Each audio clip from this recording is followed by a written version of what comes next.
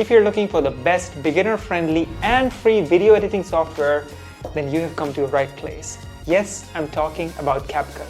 CapCut is the best video editing software if you want to start your video editing journey. There are thousands of drag and drop effects in CapCut that would make your videos look like it has been professionally edited. CapCut is so powerful that even the professionals are switching to CapCut. And in this masterclass, I would be guiding you through every detail of this amazing software. Whether you're a professional video editor or if you're editing videos for the first time, this class would be super easy to follow because I have broken down everything step by step. And of course, whatever I'm editing in this class, I have given you raw video files so you can actually edit with me. And that is the best way to learn any editing software. Together, we would be working on 2 video projects. The first one is for someone who is looking to edit YouTube videos or some commercial videos and someone who just wants to learn simple editing technique. And in the second video, I would be going deep into CapCut. I would be teaching you all the transitions and effects that you have seen on Instagram or TikTok, all the influencers using them. They look really difficult, but they are so easy to edit in CapCut. So if you're ready, then let's get started. For the project of this class, I want you to edit 60 seconds of a video. That video can be a travel video or just a talking shot like this.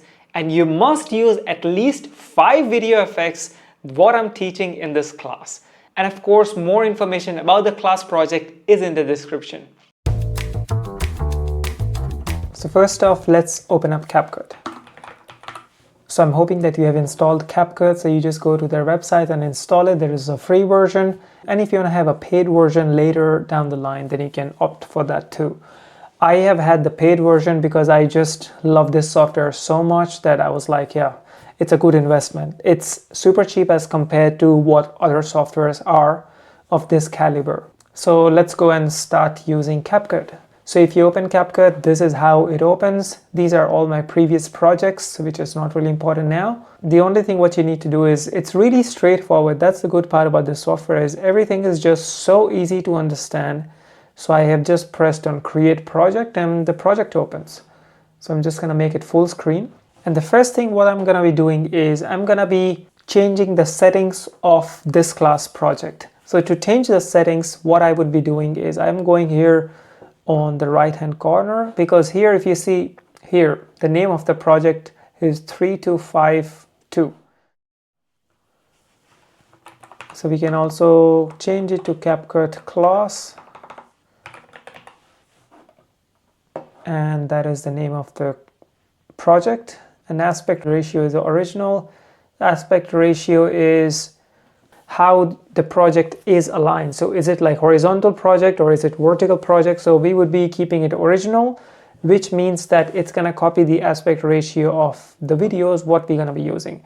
Resolution adapted as well. So if my video is a 4K, it's gonna adapt it to 4K, but I have to change that. Frame rates, I wanna keep it 24. Proxy, I would turn it off, but yeah, let's go to modify and let's change some project settings so it's gonna make more sense. So I'll just click here, details, name this, and then imported media, I would just say stay in original location. So I don't want the software to copy my media somewhere else. Aspect ratio, I would go for 16:9 because that's the aspect ratio we're gonna be using. Resolution, I would go custom, and then I would go 1920 by 1080. And the reason why I choose this resolution is that because if I do 4K resolution already in the timeline, the software might lag a little bit. So that's why I think that it's good to have high definition resolution in the beginning, and when you're exporting the project, then you can export in 4K. So it really doesn't matter what resolution you choose in the beginning. Frame rates, you can choose 24, 25 or 30 frames per second depending on what is the frame rate of your footage. But if you want to have like a normal speed video, which kind of looks cinematic, I usually go for 24 or 25. And then color space, I would really suggest not to touch it at all. Keep it to SDR, Rec 7 and 9. Do not do it high HDR because I'm assuming that you're not really editing HDR image. And arrange layers. So you don't want the software to arranging the layers in the timeline by themselves. So don't worry about that. And then we go to performance. So if your system is not that strong, it doesn't matter if it's a Mac or Windows, if it's not that strong, then I would recommend you to turn on proxies. What this is going to do is that when you are playing back the video in the software, it's not going to play in the resolution what we chose, which is the high definition resolution.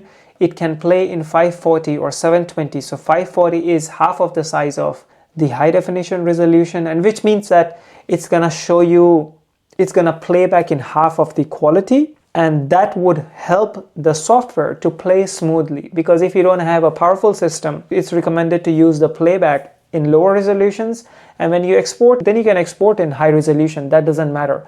But this is just for the playback, so if you don't have a powerful system, I would recommend to go for 540 or 720p.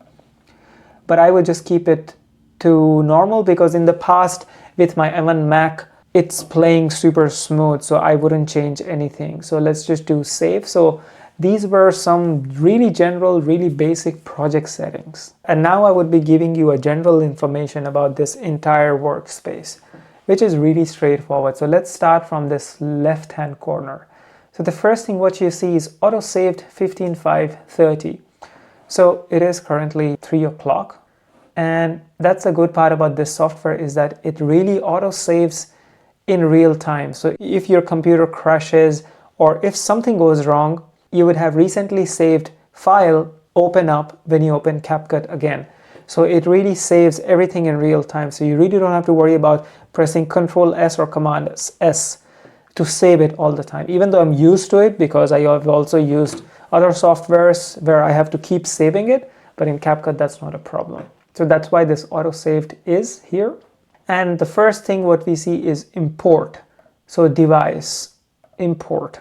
So what does this mean is that these, like this place is where you're going to import everything, and those imports would be stored here. So for the project, what I'm going to teach you, which is also linked in the description, all the raw files, it's going to be somewhere here.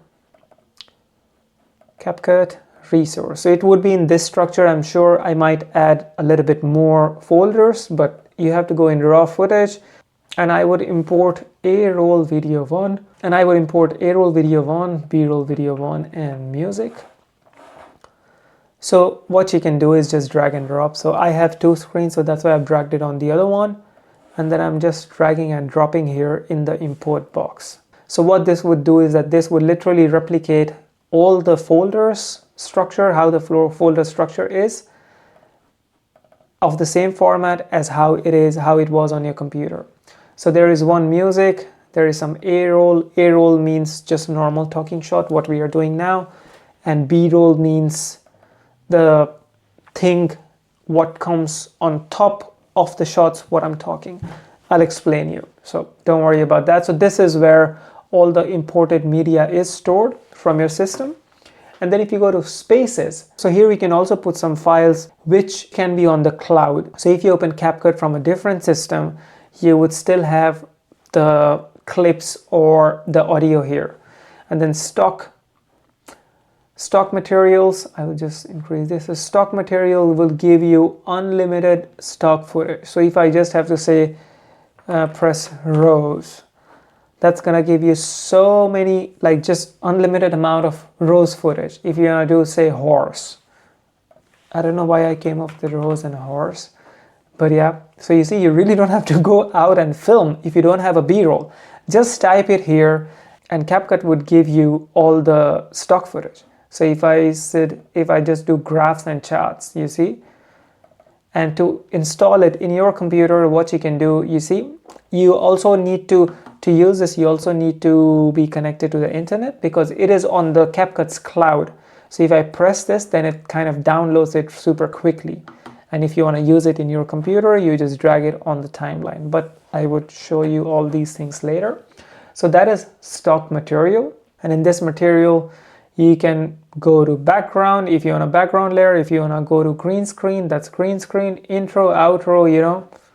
Like, it is just so cool, because back in the day, not even back in the day, the other softwares what we use now, in that software, what we do is we are editing in that software, and then if we need B-roll of something which we don't have, then we have to go to this stock footage website. You need a membership for that, and then you download it, drag and drop in the software, and it's like 3-4 steps, but in CapCut it's just there. So that is stock materials. So we're gonna be using stock materials as well. Then this is brand asset. So you see CapCut logo, and there's no video here. So brand asset means that if you wanna create similar kind of videos every time, so then you can put the things what would be used in all those videos. For example, if you're a YouTuber, you can put that subscribe icon here. If you want to put the logo of your company or logo of your channel, you can just put it here. So every time when you open CapCut, those things would be stored in brand asset. And whenever you're gonna use it, you don't have to go to the computer, search for that icon again, and then drag it in the CapCut. You don't have to do that. It's gonna be here every time. Or if you're using any sort of sound effects every time, just drag and drop it here. So that is what brand asset is. It's like your brand asset. So that's it about this panel. Now we're gonna move to audio. Now we have unlimited amount of music options, sound effect option in CapCut. It is crazy. If you're gonna do, say, most common whoosh sound effects, it's gonna be there. You see? So you have tons of sound effects here. If you're gonna go for music, you have tons of non-copyrighted music as well. So yeah, you can also choose what genre you want. So that was the audio for you. Copyright, you can also check if it's copyrighted on TikTok. It's not gonna guarantee that it is copyrighted on Instagram. If it is copyright free on Instagram, on YouTube, but you can check for CapCut because CapCut is owned by TikTok. And extract audio is a thing where you just drag a video and the CapCut extracts audio from that video. TikTok sounds, for this you need to link your TikTok account. Brand music, same as what is the music of your brand which you're gonna use every time. So you can drag and drop it here. So every time when you're editing, just drag and drop on the timeline. So that was audio. The next is the text. This text I would show you later because it is just a whole different world. So all these texts, if you see Pro, I have the Pro membership, but if you're using the free CapCut version, you still have all these other text which doesn't say Pro here. So it just keeps on going. It is insane. Like back in the day, we would have to go somewhere or download from torrent all these, text animations. So yeah, those were the texts. And if you go to stickers, same. Now if you wanna download any stickers, say money, you would have all this PNG file, so without background file of these stickers, and you just drag and drop, and then you can later on increase or reduce the size, but we're gonna show you later all these things. So those were stickers. You can just say Turkey, yeah, that is Turkey. Say pan. I don't know what are they gonna show with pan. Yeah, so you see, it is just insane how much stock footage, stock music is there in CapCut. And then effects, transitions, we're gonna show you later. Filters are the LUTs which you can use on your footage. CapCut has just so many amount of beautiful filters that would change your footage from 0 to cinematic in 1 second. But I'm gonna show you all these later. Adjustment is if you have your own preset or if you have your own LUTs that you can also import in CapCut, but I'm gonna show that to you later when I'm gonna teach color grading. So here we go back to, I've discussed this panel. So we're gonna go back to this device. So we have these folders, and maybe I'll just drag one video. So then you have, a bit more idea of what is going on this other side. So I'm just gonna drag this A-roll. So the plan is that I have this talking head shot. It's like I'm teaching some other course. I have this talking head shot, the intro of that class. And the first thing is to take out all the unwanted parts, all the parts where I've messed up or all the parts where there is a gap. Just chop it out, put the refined part together, and then later I would add B-rolls on the top with some animations, some transitions. And once we are done with that, then we would add some music and some sound effects. And after that, we're gonna be adding some text animations, all in this project. And after that, we're gonna be adding some creative subtitles. So we're gonna be doing a lot of stuff, and they are all super simple, really simple. So let's just drag this file here. So this is the place where that would be the main playback. So now the playback is in high definition. It's exact same as the timeline resolution what we chose. It is not proxy. And if I want to increase the size of this footage, just increase it here like so. And if I just press Command Z or Control Z, then it comes back here. And you can just press space. You can just press lens here to just kind of sort of zoom in, zoom out. You know, if you're sort of doing any color grading, if you're putting any effects, and if you want to see how everything looks, you can zoom in, zoom out. And custom. So custom is, again, you can do different kind of resolution sizes, so 4:3, or if you want to go 16:9, 2:1. Usually for reels you can use this resolution, and if to fit it on the reel screen you have to kind of zoom it out, so then it's gonna look like this, you know. But we would go here 16:9, so it's kind of zoomed in because we zoomed in the last part. So the scale here, we increase the scale, so I'll just refresh it. But yeah, don't be overwhelmed. I am gonna show you everything in detail. So that was it for this section. I think this is the audio bar. Videos all by myself. And over the years, so you see this is the audio bar, this is the full length of the video, which is 3:31, and this is the time where my current this line is. And here, if you want to go full screen, you just press that, but we have a shortcut for that as well. And talking about shortcuts, I would be showing you a lot of shortcuts in the upcoming section. And in this player, you also see something here in the corner. So color, oscilloscope, this is a little bit advanced thing. So as you can see this, we're gonna be using this when we're doing color grading. So don't worry about that. Let's not talk about that. And preview is show full resolution of the video, best performance. So this is where they can use proxy. So play video. So what is your preference? So that's how you can choose the preview. We're gonna do best performance possible. And export still frames. If I just want to export this frame, I press this, and then you can choose, would you want to export it in PNG or JPEG, and then export it, say, on desktop or whatever folder you chose. And then after that, we're gonna come here on the top section. So here, layout means how it's looking now, yeah? And that's what it's called. That's what they have chosen as a default layout. But if I want to detach media panel, so media panel is this thing. If I want to detach it, then what's going to happen is it goes everywhere. But you see the media panel has been detached. So if someone is using dual screen, what I'm using now, you see it went back here. So let's detach it again. So if someone is using a dual screen, then it is really handy for them, because then the media panel can be on one side and then you have just this part on one side. So if I just drag it on my other screen, the media panel is there. Now I cannot show you the other screen because we are doing a screen record, but the media panel is there. And here now we have a lot of room to watch this playback. So we're gonna be using this property when we're gonna be doing color grading.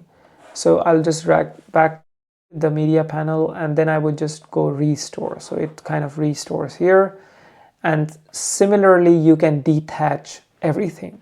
A lot of times it's also handy to detach the timeline so that your timeline can be shifted on one window, and then you can just see the playback on this window. But yeah, it is not super handy if you don't have a dual screen. So yeah. But shortcuts I'm going to be discussing later. So CapCut has their own shortcuts, but because I've been editing on this software for a while, you know, like I do a lot of projects on this software, I have made my own shortcuts, which is really similar to the shortcuts what I use in my other editing software. So I would be going through shortcuts with you, and then you can choose what configuration you want. If you like my configuration, then you can just pause this video or screenshot what I have done, and yeah, you can change it in your computer as well. So these are all shortcuts, and this is export. this is just account information and all this sort of stuff.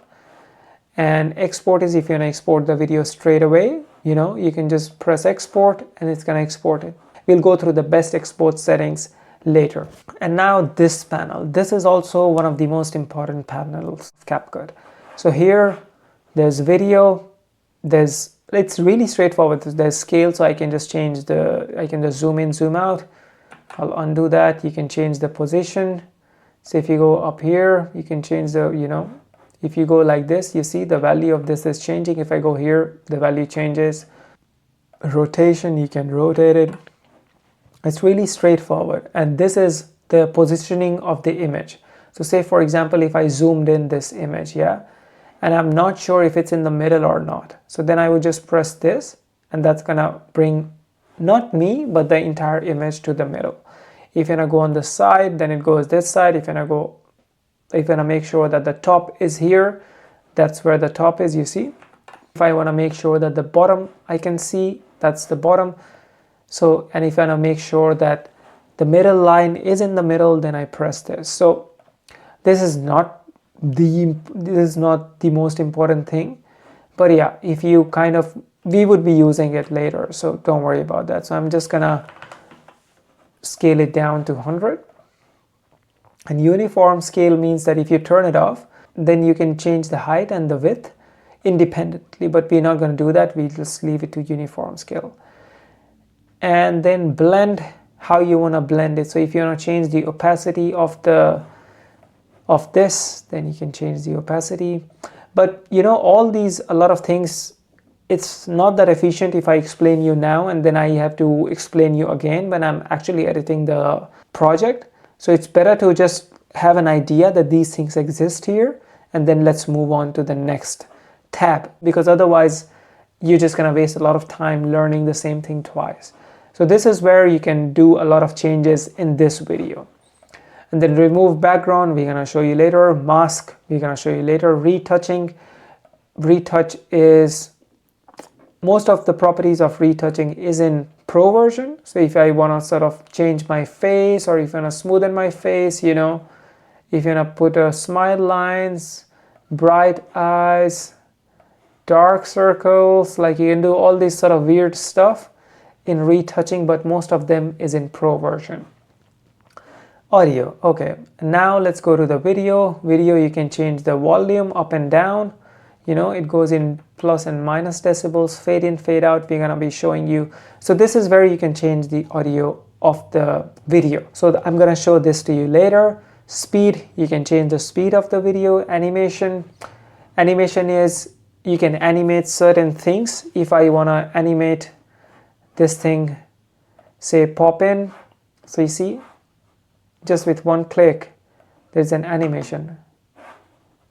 Or if I want to do water drop, so there is another animation. But we're going to be using this animation properly in the upcoming section. So there's in and out of animation. So if you want, how do you want the clips to come in the frame? So that's the in, and out is how do you want this clip to exit out of the frame? So then you use out.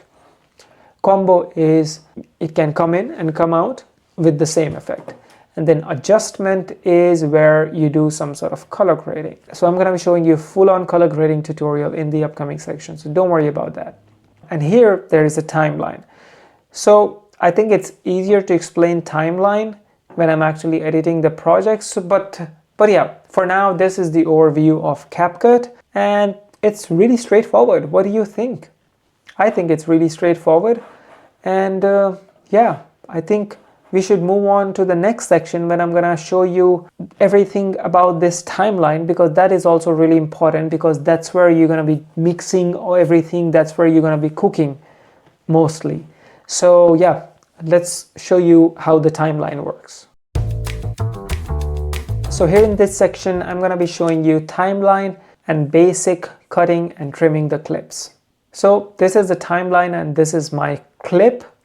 And as you can see, if I kind of zoom in, so zoom in is just from here on the right hand side. If I zoom in, you can see a small graphs here. So those are the audio graph.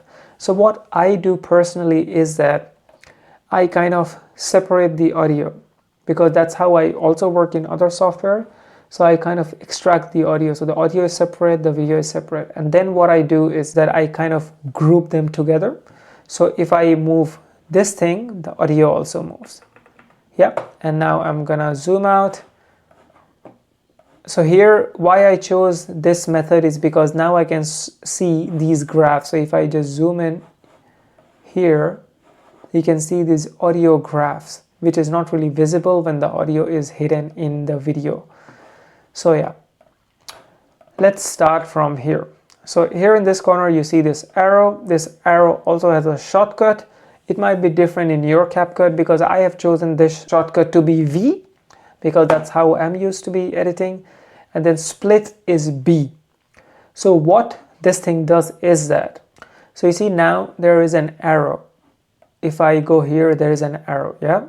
But if I press B, which is the split thing, then you see now there is an arrow, yeah? And if I press B, this thing changes to something like a blade tool, B for blade. So if I move, say for example, if I move this timeline bar here, and if I want to split it, so you see B kind of splits the video section, and then I also want to split the audio, and then you see these things are all split now with B. But to change it, because every time if I click on the thing, it's just gonna chop everything. So what I would do is I can go back to V. So here if I do B, it's just gonna split everything. And then if I go V, it goes back to the normal mode. So I'm just gonna Control Z everything. What I also figured out is that, remember we did this group thing? But the thing with the group thing is that, which I also discovered now, is that if you want this cut part to come this side, it's still taking the entire thing.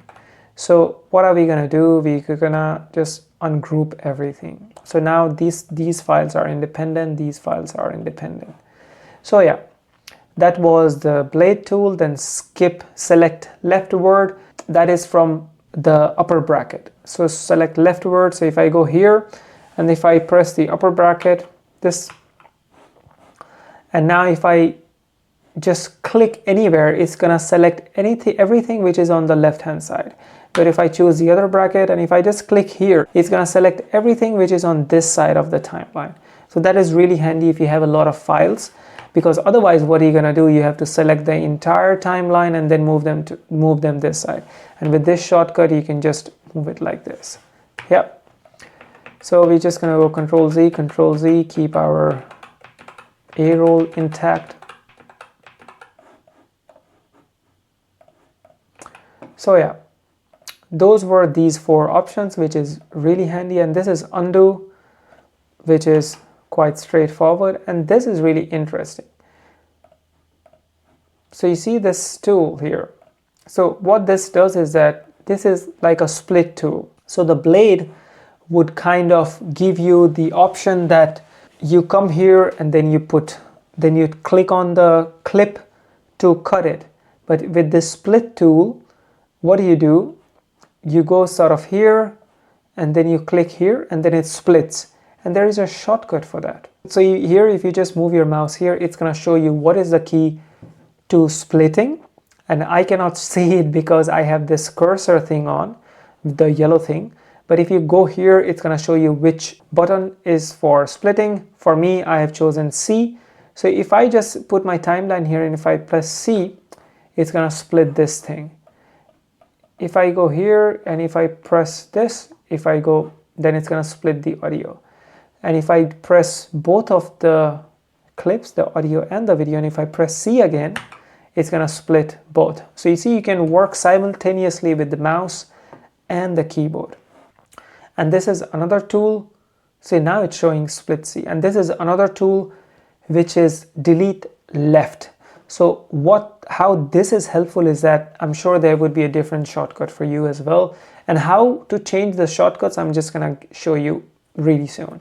So here, what you can do is that whatever key they ask to press, in this clip, if you want to delete everything until here, which is on the left hand side, then you press Q or this key. So you see, and if I press the audio, press here, it deletes. And same thing if I just gonna delete everything from this area, it goes delete right, delete here. And if I press this button, which is everything splitting on the right, it just gets rid of everything which is on the right. And you have to do the same thing for the audio. So that's the demerit when the audio and the video are separate, because then you cannot split both of these things unless you select these two like that. But if they were together, you know how it was before, then you can just cut it in together. So those are these things, and I have chosen, of course, the shortcuts according to how I want it. And then delete is X. Of course, I think for original format it was backspace. So for delete, what you can do is just press this. You don't have to press the delete button and it's gone. For in your case, it would be backspace. So now, as I promised, how to change the shortcuts. If I go here, say we were talking about delete, right? So where is delete? Player. So you have to choose here. So most of the changes I do is split. I wanted C. I wanted C, so I did C, and then you save it, split all this. Selection mode was something else in the beginning. I think if I go here, so that was all the default ones. And that's what I have changed to how I want it, you know. So whatever you want to change, for example, one more thing, if you want to zoom in the timeline, you can zoom in through this, the plus thing in the corner, right hand corner. But I have did it to S. So if I press SSS, it kind of zooms in the timeline. And same thing to zoom out, this thing, this minus here, it has a shortcut. But if you just press and select whatever button you want to choose, then in my case, I have chosen A. So it can kind of zoom in, zoom out like that. And it also works with the mouse. So if you're on Mac, go Command. If you're in Windows, go Control and then scroll. Then it kind of zooms in the timeline. And if you are in the Mac and Option or Alt, then you can press that and then scroll the middle mouse button. Then the whole timeline goes this way. So these kind of shortcuts, I would really recommend to just have a look. You can also change the shortcut for player. This one I've changed is to enter full screen, exit full screen to P, because that's what I'm used to. You can choose it to something else. And the basics are just Control, Copy, Cut. These are all the basics. In the Mac, it'll be Control C, Control V. In the Windows, it is Command C, Command V. So yeah, I don't think there's any kind of significant button here which we should really discuss. But yeah, these are a few of my shortcuts. If you want, you can also kind of take a screenshot of that. So I wouldn't save anything because I don't want to mess up my settings. So these were here, and that is a marker. So say, for example, at this point, you felt that there is something important in the timeline. For me, I put it M in the marker. I was not sure what was before. So if I go M, you see there's a marker here. And with the marker, you can also edit the marker. Just say, make it red. If you just... And if you want to just put it important, so it's going to show here important. Yeah. So yeah, that was it for this side of the timeline. And now we go here. So this button, that is also a really cool feature about CapCut, is that whatever B-rolls is playing or whatever video is playing, if you want to do a voiceover on top of that, just press this button and the computer would start recording. So if I just... And today I run a full-time YouTube channel, and of course, you shouldn't play on a clip which is already talking. So I would just go here, you know, and then if I go like that, and let's see if the computer records in now. So now if you see here, there is a red thing here, which means that there's an audio track being created as we are talking, but this audio would be from the mic of my laptop, which is not the best, but it still does the job. So if you want to record any audio, you can just connect a good mic, a professional mic, to your computer and then record the audio straight to the software. Let's hear it. So now if you see here, there is a red thing here, which means that it's not that bad. So that is how you can record audio in real time. So it is really handy because a lot of times you can just see the B-rolls and then you can do the voiceover according to what you see. So it's really easy, super easy. And then these things. So this is turn on track magnet. So what happens is that if I want to move this file here, I can't because this magnet button is on. What does this means is that if I put it here, it kind of goes back again. That helps us when we don't want to leave any intentional gap in between the clips by mistake. So that is really helpful then. But I usually switch it off because for me it's a bit annoying. But this one, I turn it on. So auto snipping. So sometimes if I just zoom in the timeline, so you can either zoom in from here or you can zoom in from whatever command is here available. So if I go here, if I go auto snipping, it just snips, you see how quickly it just kind of adjust until the end of this clip. But if I have this off, then I have to manually make sure that it is touching the clip. Sometimes it overrides it. Sometimes if there is a gap here, so you see there's a gap here now. But if I turn it on and then I go like this, it kind of snips it together. So that is really handy because that kind of makes sure that there's no gaps in between the clips. And then this one, I never use it. This is something turn on preview axis. So it just shows how the preview axis is here. It's not that important, so I leave it off. And this is a really important. So say for example, if I have zoomed out on the timeline and if I want to see all the clips, and it should fit the timeline, just press it here. It's like this. Same if I have zoomed in all the way. And if I just press this, you can see the shortcut. I think it's Shift plus and Z, but I don't really use it. Just press that and the entire timeline fits everywhere. And this was zoom in and zoom out. So that was it for the top section of the timeline. Now we go here. So there's the audio. If I want to make another audio track, I can just I can just drag this thing here and then there's another video. If I want to make another video track, just goes here. So everything which sits on the top would be on the top. If you cannot see this clip until I move this thing here. So everything what sits on the top is on the playback. So yeah, let's just get rid of all this because it's a bit messy. So let's show you the timelines here. So if I want to lock this, if I have finalized everything what I have talked here, and if I want to lock this, I can lock it. So by mistake, I cannot do any movement here. Same thing for this audio track. If I do anything, it wouldn't move. So that is really handy if we have like a really polished sequence and you don't want to touch it at all. So just lock it and then work on the other things on the timelines here. Then I can just move these things here. So that's why it's really handy to lock it.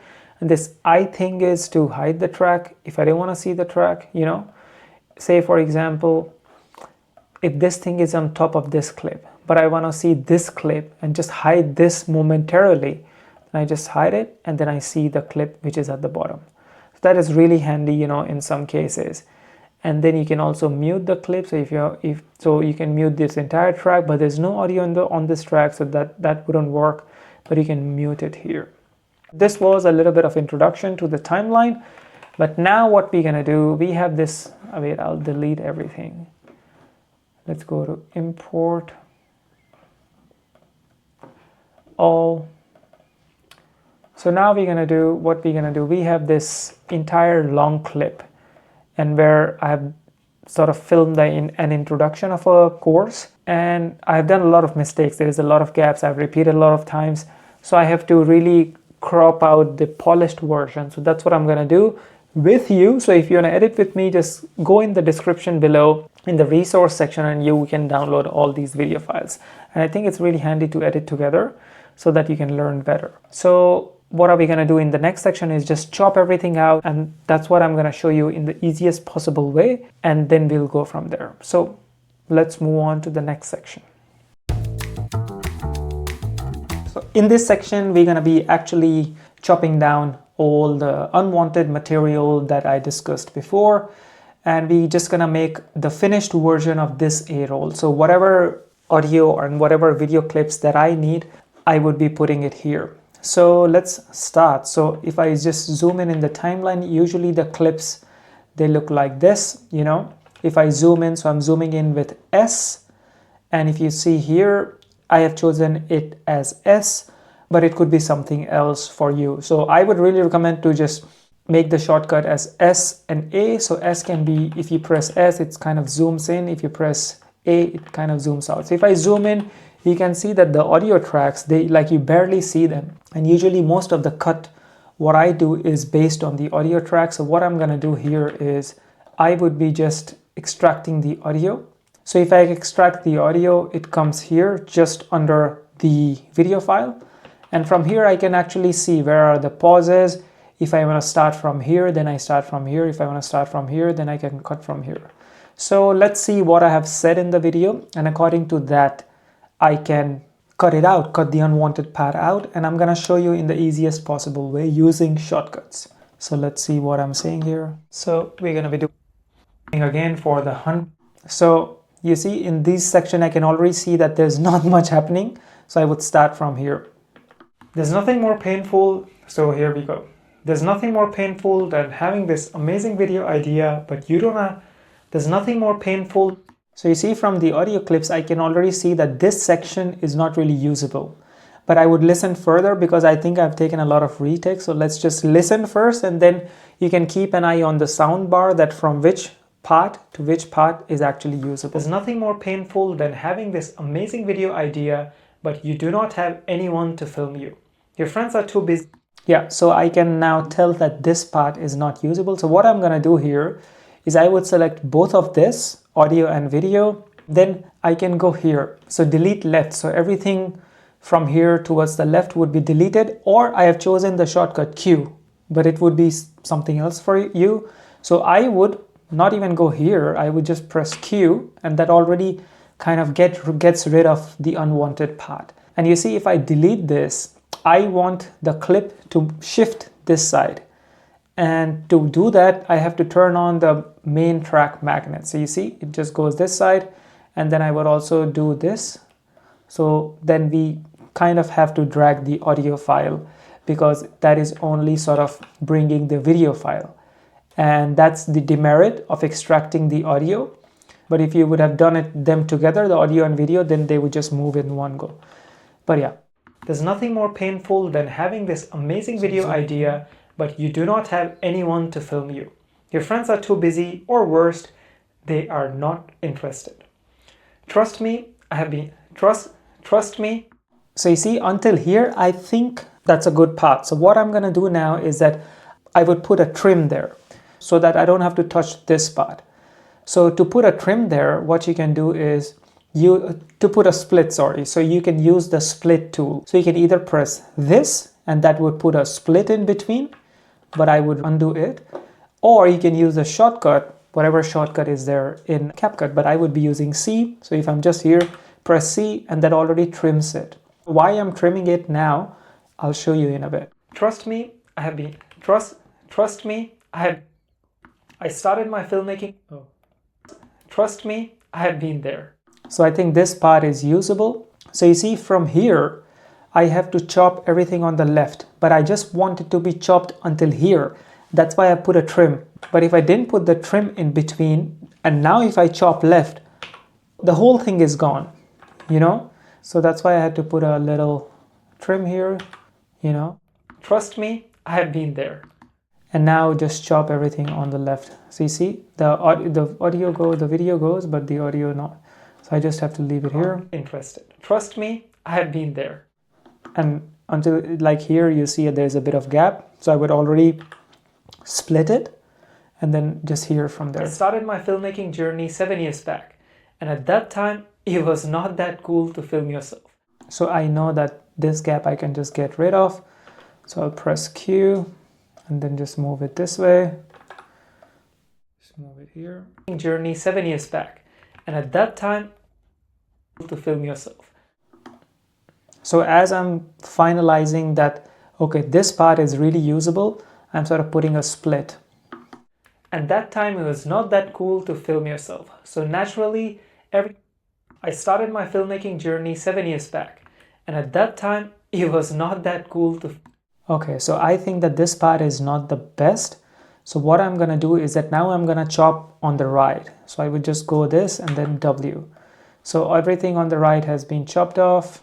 7 years back. And that time it was not 7 years back.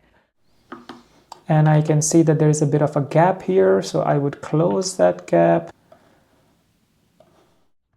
And that time it was not that. And every time when you cut, kind of just play a little bit from the beginning. Not from the beginning, just play like 1 second before so that you know that the cut has been good. And that time it was not that cool to film yourself. So naturally, everyone said no. So that's exactly what I'm doing now to get the most out of this clip, is that I'm sort of already putting splits after the point before which I think that the footage is really usable. And then I'm getting rid of all the gaps. And then also I'm getting rid of unwanted materials, which is on the left or the right hand side, by just using shortcut, in my case, which is Q or W, or the shortcuts here. So this kind of trims everything on the left and this kind of trims everything on the right. And that's what I would be doing for the next 5 minutes, not in reality, because I have already chopped out everything here and I've also locked this. So if you are obviously using CapCut for the first time, I would really encourage you to get the most out of this clip. Just chop out according to what you think is the usable part. And I have already done it this morning before filming this class. And you see, and I put it on a different track. And you see, also one more important thing, what I've done is that I have locked this. So if I sort of by mistake move this timeline or do something, and if this thing moves like this, or you know, if this thing moves by mistake, like here or so, then that's a big problem. You see, there's already some gaps here. So that's what we have to avoid. And how I have avoided that is that by just locking this track. And I've also locked the audio track.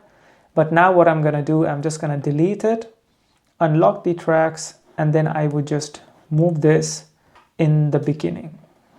I would just move this forward. So I would just lock it,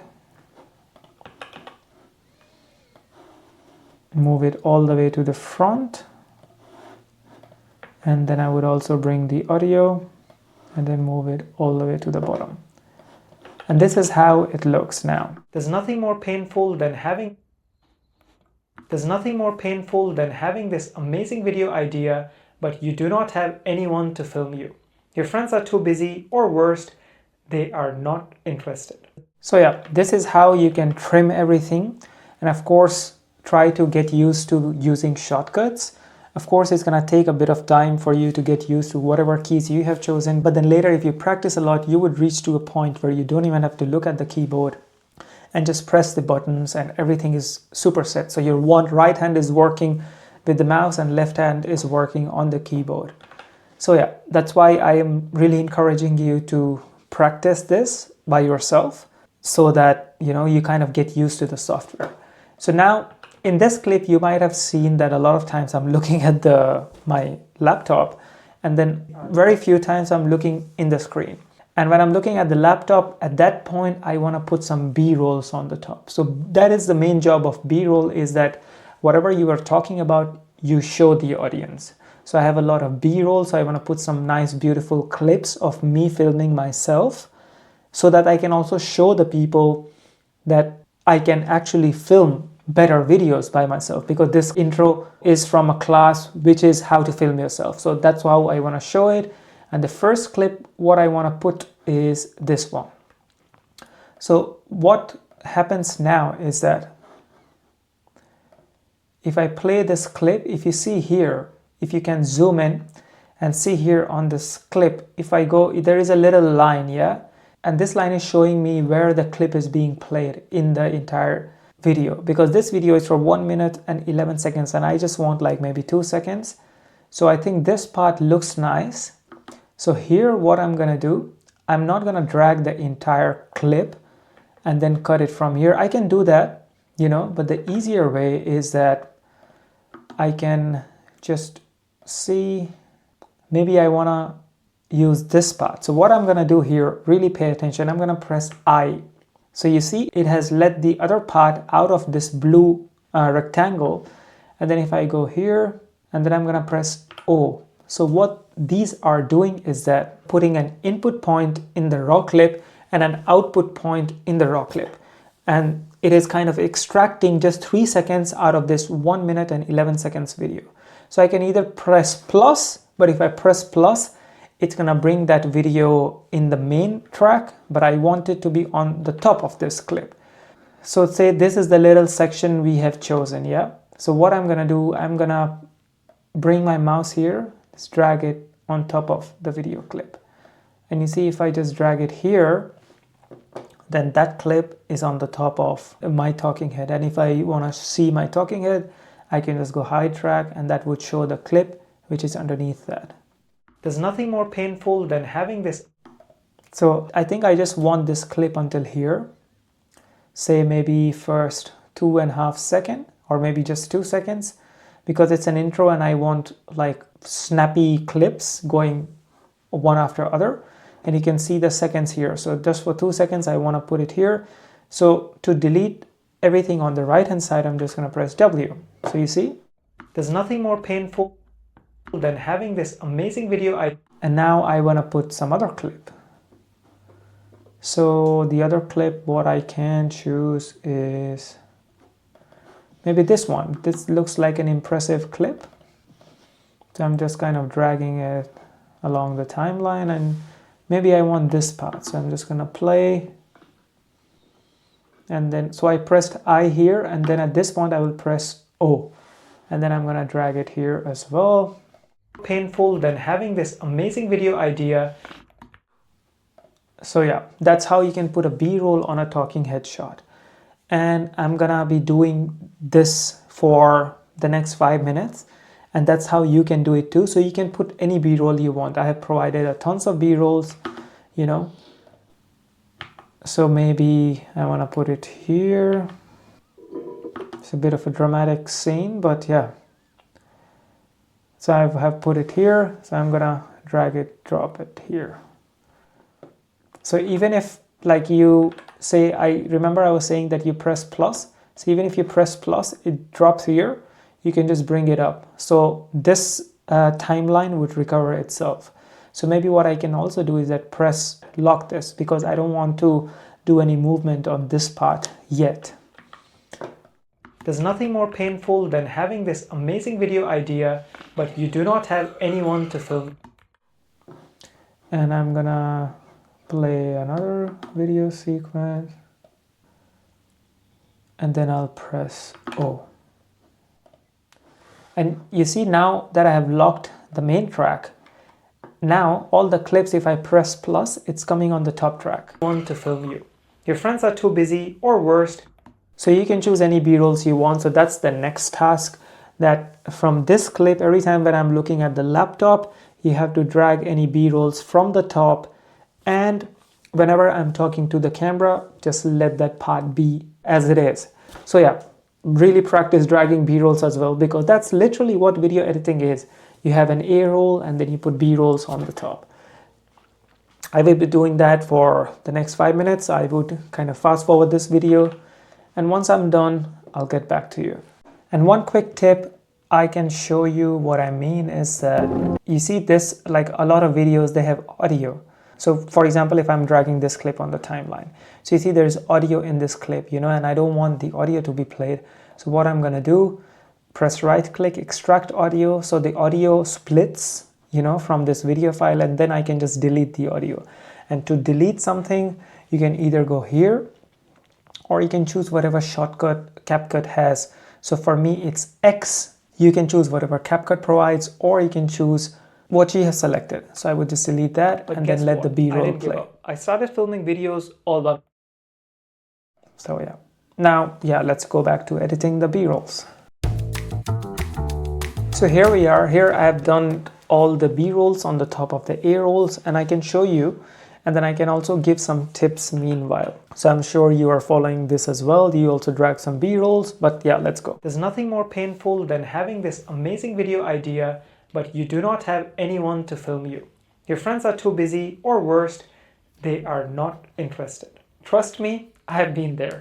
I started my filmmaking journey 7 years back. And that time it was not that cool to film yourself. So naturally, everyone said no. But guess what? I didn't give up. I started filming videos all by myself. And over the years, I learned about framing and compositions, lighting techniques, and many tricks to film myself. And when my friends saw those videos, they couldn't believe that I filmed those videos all by myself. And today I run a full-time YouTube channel, and I also work as a freelance videographer. Whether you're a filmmaker, a content creator, or just want to document your life, knowing how to film yourself is the best asset that you can learn these days. From camera gear, the best video settings, framing and compositions, different lighting techniques, and of course, editing. I've compiled everything that I know about how to film a cinematic video all by yourself.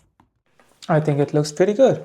What do you think? So here, what I would be doing is that whatever B-roll you have chosen, if you want to sort of, change the size of how long you want the clip, you can just drag the clips like this. If I want this clip to a bit more bigger, I can do like that. Or if you just crop it, just crop with the chop off left side, which is Q, or you can go to this shortcut. So yeah, this is how you can just drag B-rolls on top of an A-roll. And now what I'm gonna do is I'm gonna add some music. So I've already chosen the music, I suppose. This is a non-copyrighted music. So you can, of course, use it too. It is here. So let's just put it in the beginning. And if I just zoom out, let's just play it. There's nothing more painful than having this. So as you can see that my audio is just gone because the music is too loud. And also one more thing, you might see that a lot of clips are super faded out, there's no colors. We would be doing color grading, so don't worry about that. But now let's take care of this audio clip. So you see in the first row of the audio, we have the audio from the A rolls, and in the second row, we have the audio from the music. And in the third row, I'll put some sound effects, but I'm gonna talk about it later. So you see, how do you reduce or increase the volume? So if I go to the music clip, and if I see this white line, as soon as I go on this white line, there's this anchor kind of thing. And if I drag it up, it goes up to 17.2 dB. If I go it down, it goes in minus. So dB is decibels, it's just the unit of noise. And I think I should go really low, maybe 20, and then just see. So this is also just trial and error, see what sounds good for you. Because obviously I want this high energetic music in the video, but I also want audience to listen to me clearly. So there's nothing more painful than having this amazing video idea.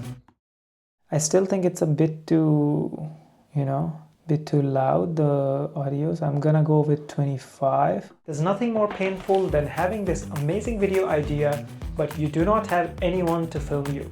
Your friends are too busy, or worse, they are not interested. Trust me, I have been there. I started my filmmaking journey 7 years back, and that time it was not that cool to film yourself. I think it looks fine. And I filmed those videos. So I'm just dragging, along the whole timeline, because sometimes what happens with these audio tracks are they're not that loud in the beginning and they become loud later. So I'm just checking if I could hear them clearly. It's the best asset that you can learn these days. From camera gear, the best video settings, framing and compositions, different lighting techniques. Okay, I have a feeling that it kind of gets louder because if you see these graphs, they kind of become more dense here. Wait, let's zoom in. So if you see these graphs, it's not, you see in the beginning it's really less and then it gets more dense. So what I want to do is that I want to keep the audio level same in the beginning, but then I want to reduce it later. So if I just click on the audio track and then if I go to say this position, and then if I go on the right hand side, which is the settings for this audio. So make sure that you have selected the audio track, it is selected, and then you go to the basics. And in basics here, it already shows me that the volume is about minus 25 decibels. So what I'm going to do is I'm going to put a keyframe here. So keyframes help you preserve the video settings at that point in the timeline. So if I put a keyframe here, which means that if I zoom it in, there would be a diamond-like structure here, you see? So at this point, the audio is 24.9, And if I go here, and then if I put another keyframe, and then I sort of bring it down to say 27 or 28, then you can see that there's another keyframe. So what's going to happen is that you see as I'm dragging the mouse, the volume in the corner, right corner, it kind of reduces and reaches up to 28. So it's not that the track is at 25 and then in the next frame it just goes directly to 28. It goes slowly, so the audience wouldn't even realize. So let's listen to it. Making journey 7 years back, and that time it was not that cool to film yourself. So naturally, everyone said no. But guess what? I didn't give up. I started filming videos all by myself. And over the years, I learned about framing and compositions, lighting techniques, and many tricks to film myself. I think it's still a bit loud, so I'm gonna put another keyframe here. Select the audio, put a keyframe, and then reduce it to maybe 31 and see how it sounds. And over the years, I learned about framing and compositions, lighting techniques, and many tricks to film myself. A content creator or asset that you can learn these about how to film a cinematic video all by yourself. So let's get started. So yeah, I think that sounds good. So it was just, you see also from the audio graph here, it is a little bit dense, a little bit high in the beginning, and then it goes sort of down, down, down. So I think that sounds really good. And this is also really subjective, and it also depends on what device you're editing. Sometimes if you're editing on a big speakers, they mostly tend to make the audio, like the music volume, a bit more higher than the vocals. So I don't have any fancy speakers. I just use the speakers from my MacBook Pro, and that does a really good job. So that's how you can add music, and you can add another track like that. So just to be clear, my first video row is for the A rolls. The second video row is for the B rolls, and if I want to put any effects, I'm going to put on top of that in the third video track. Same goes for the audio. First audio is for A rolls, and the second audio is for the music. So I'm not going to touch any of it. Yeah.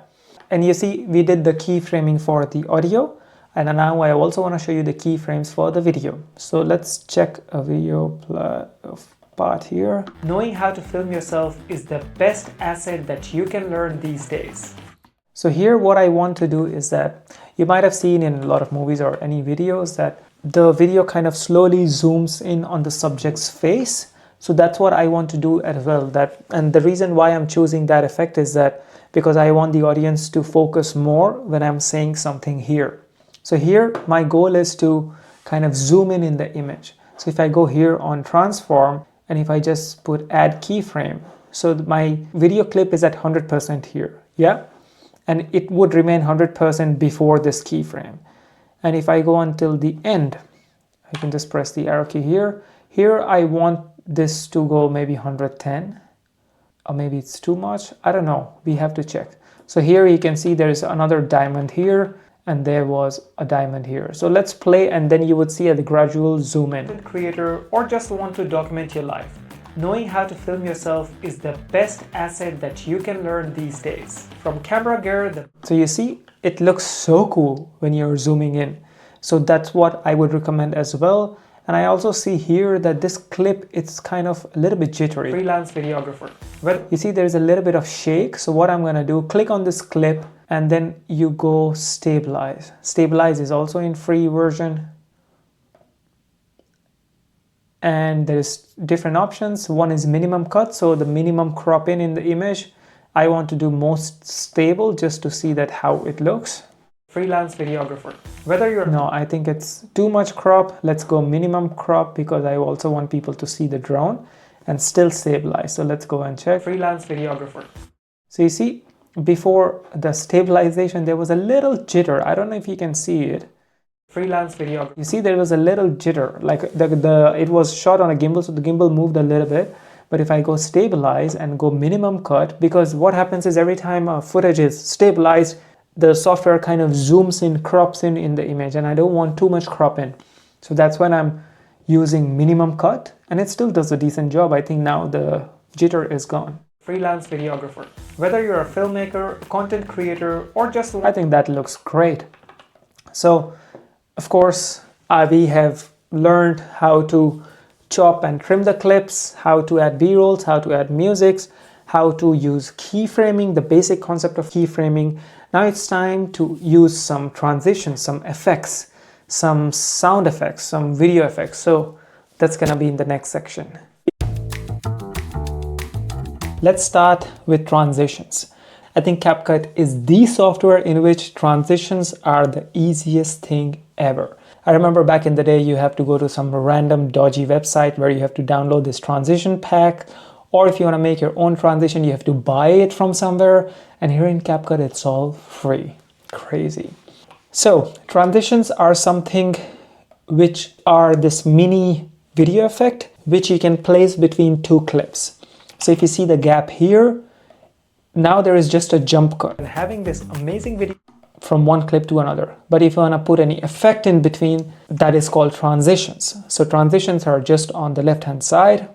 And everything which says Pro is of course for the paid version, but everything which doesn't say nothing, that is for the free version as well. So let's use sliding memories. So what I'm gonna do, just click on it and then drag it here. So you see it is kind of in between the two clips, and I can also reduce or increase the size of the duration of the transition. But let's see how it looks. Nothing more painful than having this amazing. And what you can also do is just click on the transition here, and you can also change the duration from here if you want. But I don't quite like it, so you can just click on the transition bar and then just press delete.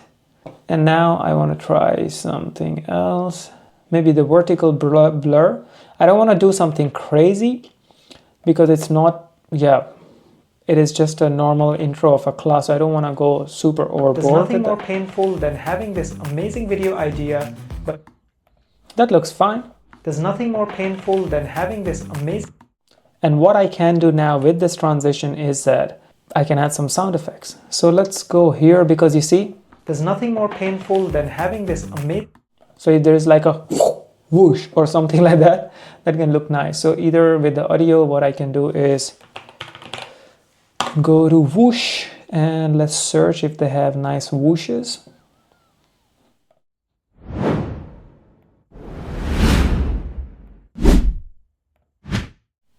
I think that sounds a bit more impactful. So you see here as well, you can see that where the graph is for the whoosh. So I will just go here and I would chop this part because I don't know why it is so long. So now let's hear it again. Then having this amazing, oh, it is too loud. So I'm just gonna reduce it down and increase the volume of the overall video.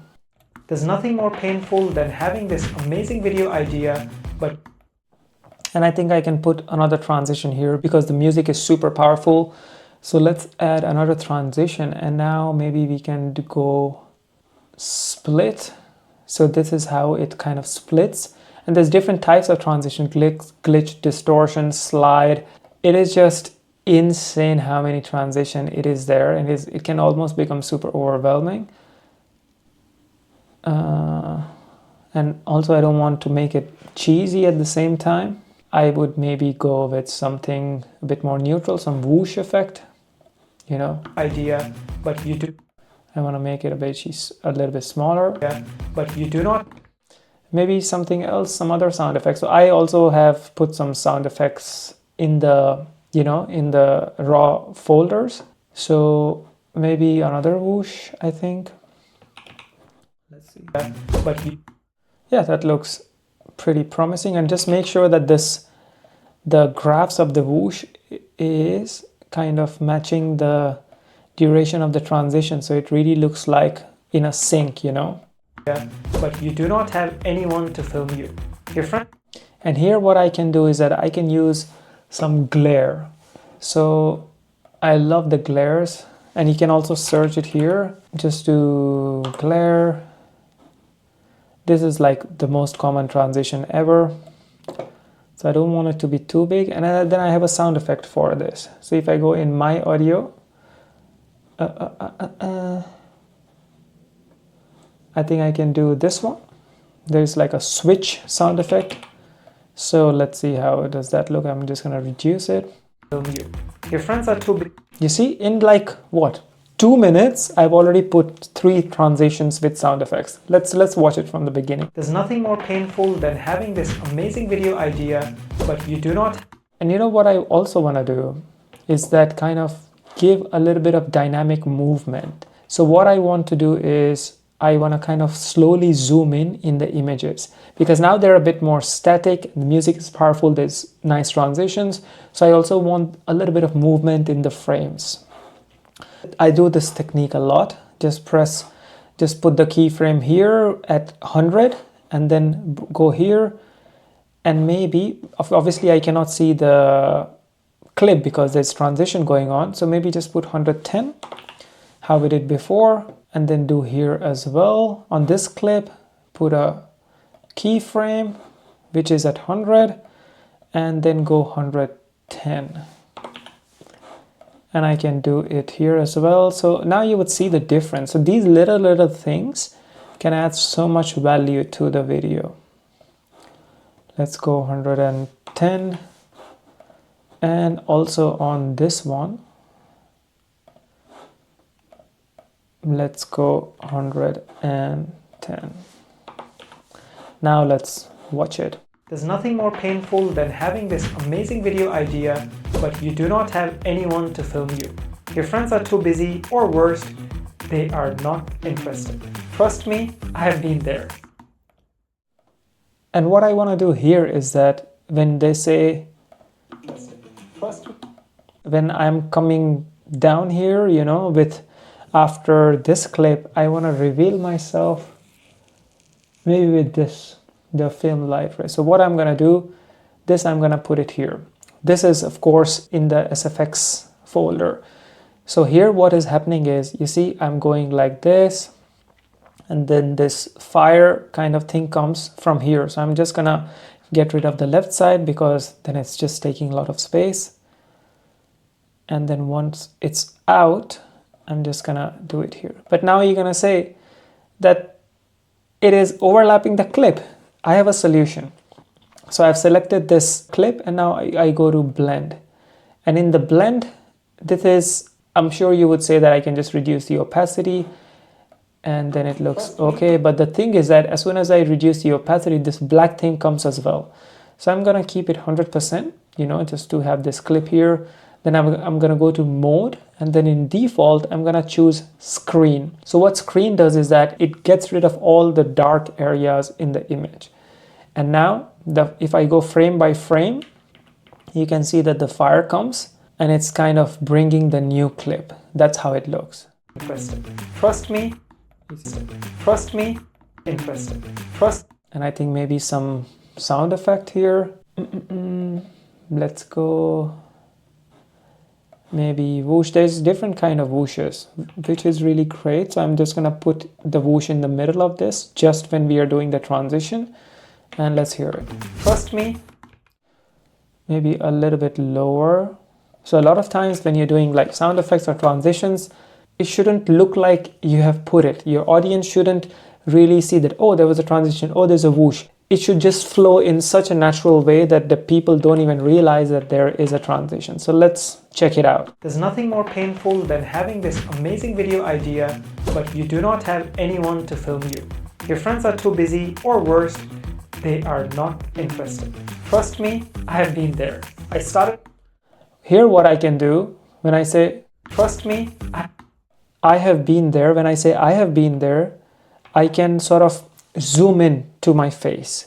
So how I would be doing is I go here, yeah, before I say I have been there, then I press scale. I am also gonna keyframe the position. So I'm gonna position the keyframe and then I move, say, 3 frames towards right. So I'm just pressing the arrow key, 1, 2, 3. And then what I'm gonna do, increase the scale here, and then also change the height of the video. So I'm just clicking on the video and moving it. And now you can see that the position has changed as well, and there's a new keyframe. So if I just zoom in, this was the initial position, everything is at 100, position here at x-axis and y-axis is 0. And on the third frame, at this diamond, the scale is at 128, position is -35 and -179. So let's see how this looks. Trust me, I have been there. That looks great, but what I want to do now is that I hope you're not moving too fast. So if you really want to sort of grasp everything, keep editing with me. And if you think that I'm going too quickly, maybe pause the video, edit yourself, and if you get stuck, rewatch it. That would help a lot. Here what I'm going to be doing is say motion blur.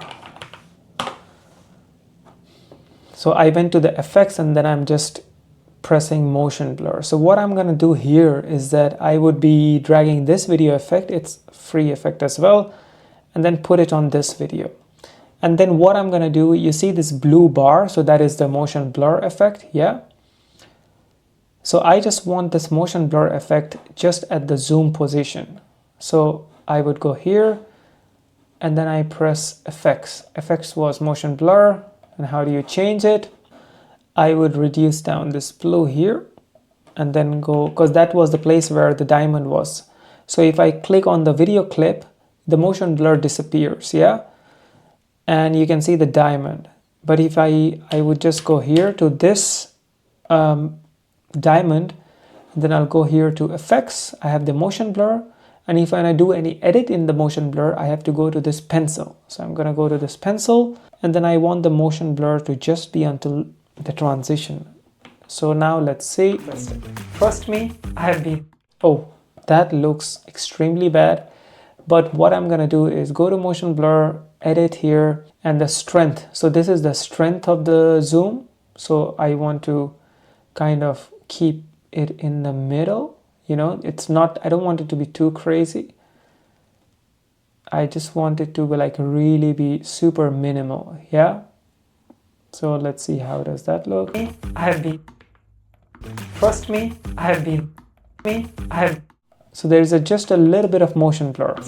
Trust me, I have, or I can also see some zoom blur. Maybe I found some other effect, which is much better. So if I want to delete this, I just go to the effects here on the right hand side and then delete it. So the motion blur is gone. If I have the mini zoom, I can go here. Trust me, I have been there. Yeah, that is not going to happen. Mini zoom, particle blur. Yeah, that blur looks fine. Fast zoom. Maybe if I go here. Trust me, I have. But that's too much zoom here. So what I can do is that go to this magnet, fast zoom here, strength super low.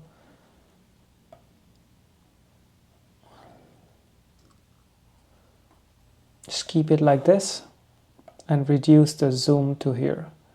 And then I would also reduce this zoom to here and let's see. I have been there. So you see, now what is happening is if I just go frame by frame, there is a bit of motion blur here. If I go reduce the effect, you see there's no blur. Effect on, this. So you see that is what is this happening is that I am zooming in, but there's also a bit of motion blur. This is a pro feature, but I'm sure there is a blur effect which you can use as well in the free feature. So you see there's slow zoom, zoom lens, mini zoom, blur for the zoom, there's the fast zoom blur. So there's a lot of blur effect which you can use and which is obviously also not for the pro version. So here what I want to do is that I want to put like some, because this is like 7 years back, I want to put like a old movie effect.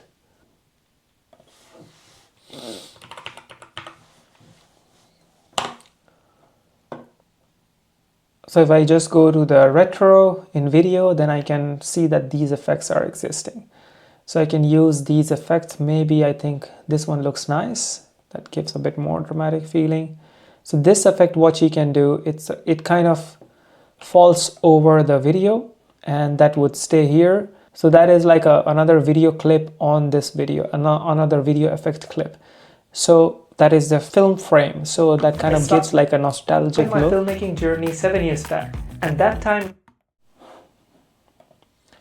and there's not much details. I thought that I could change some setting, you know, change this, but you can't do that. Trust me, I have been there.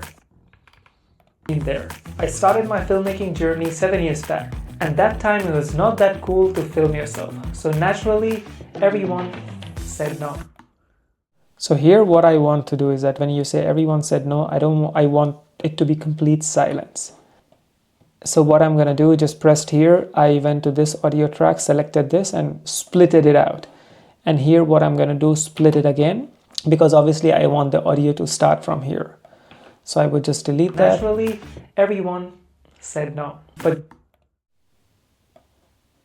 And here I want to do some text animation. So naturally, everyone said no.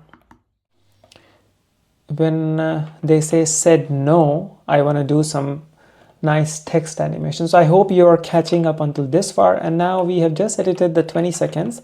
And I think we have used so many effects. And the coolest part is that it also runs really smooth. And if it's not running smooth, then you can go back to using proxies. Let's do some nice text effect, AI generated. Let's just do effect. There are just so many options in CapCut. I think I'll just go for this one. But guess what? So all the effects, they just go on the top here. One said. So here I'm saying said no. No. And of course I can do some changes in this text. So this text would be just until here. Font size I can change, and I can also change the color of these borders, and everything what you want to change, you can just change it from here. So what you can also do, CapCut also gives another set of text presets. So you can choose this. There's just so many options, you know. So this is one of my favorites, and I also want to choose a nice font. There's just so many font options as well. I would go with something a bit more bold. Yeah, I think that looks nice. I chose this one, the bold by one. And I also want to choose some effect on this text. So let's go effects, animation. So how I want this text to come in the frame. So you see, I have this in animation, which would determine how I want this text to come in. So I just want it to be, say, I don't even know what I want. Maybe bounce left. Said no. You see? Said no. And how do I want it to go out? Let's choose the out animation. There's just so many options, guys. Even in the free version, I would just do pop down, so it just kind of pops down. Said no. But guess what? And here what I want to do, what I can do, if you zoom in, you can also kind of change the duration. You can also change the duration from here. You see? That is the in and that is the out. So because I also want this text to be for a bit on the screen. So that is the speed of the in transition, and that is the speed of the out transition. So let's see. Said no. But guess what?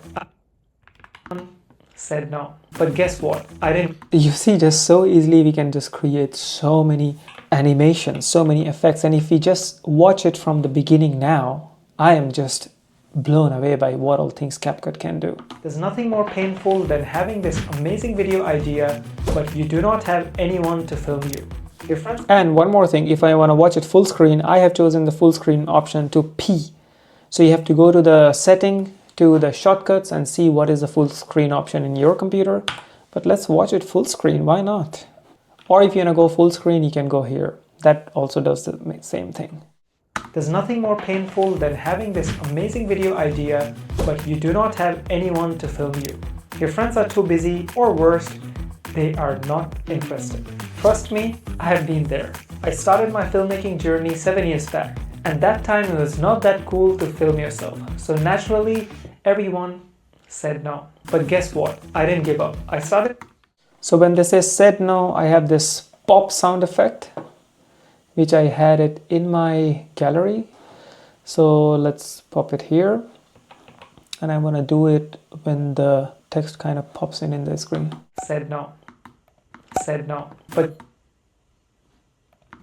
said no. But guess what? I didn't give up. I started filming videos all by myself. And over the years, I learned about framing and compositions, lighting techniques, and many tricks to film myself. And when my friends saw those videos, they couldn't believe that I filmed those videos all by myself. And today, I run a full-time YouTube channel and so here I say today I run a full-time YouTube channel. So here I also want to show them. So just to rewind back, I thought that there was a lot of transitions until here. Here I also want a bit of rest in the video, a bit more calmness so that it's not overwhelming to the audience. And that's also a lot of times beginner editors, they make this mistake is that they learn something and they want to just put it everywhere. You shouldn't do that. You should put it wherever it's necessary. If it's not necessary, just take it out. Just keep the normal looking footage normal. So here, when my friends saw those videos, they couldn't believe. Oh, here was it. YouTube channel. I run a full-time. So here I'm saying I run a full-time YouTube channel. So I also want to show them that what is my channel, like what do you mean by full-time YouTube channel, and how can you show someone that you are a YouTuber is by number of subscribers or just the videos and stuff. So here what I'm going to do is that when I say full-time YouTube channel, I want to pop out my YouTube banner or YouTube subscriber list or just to show my channel. So I'm just going to put them here. But here's the thing. I run a full-time YouTube channel and I also work as a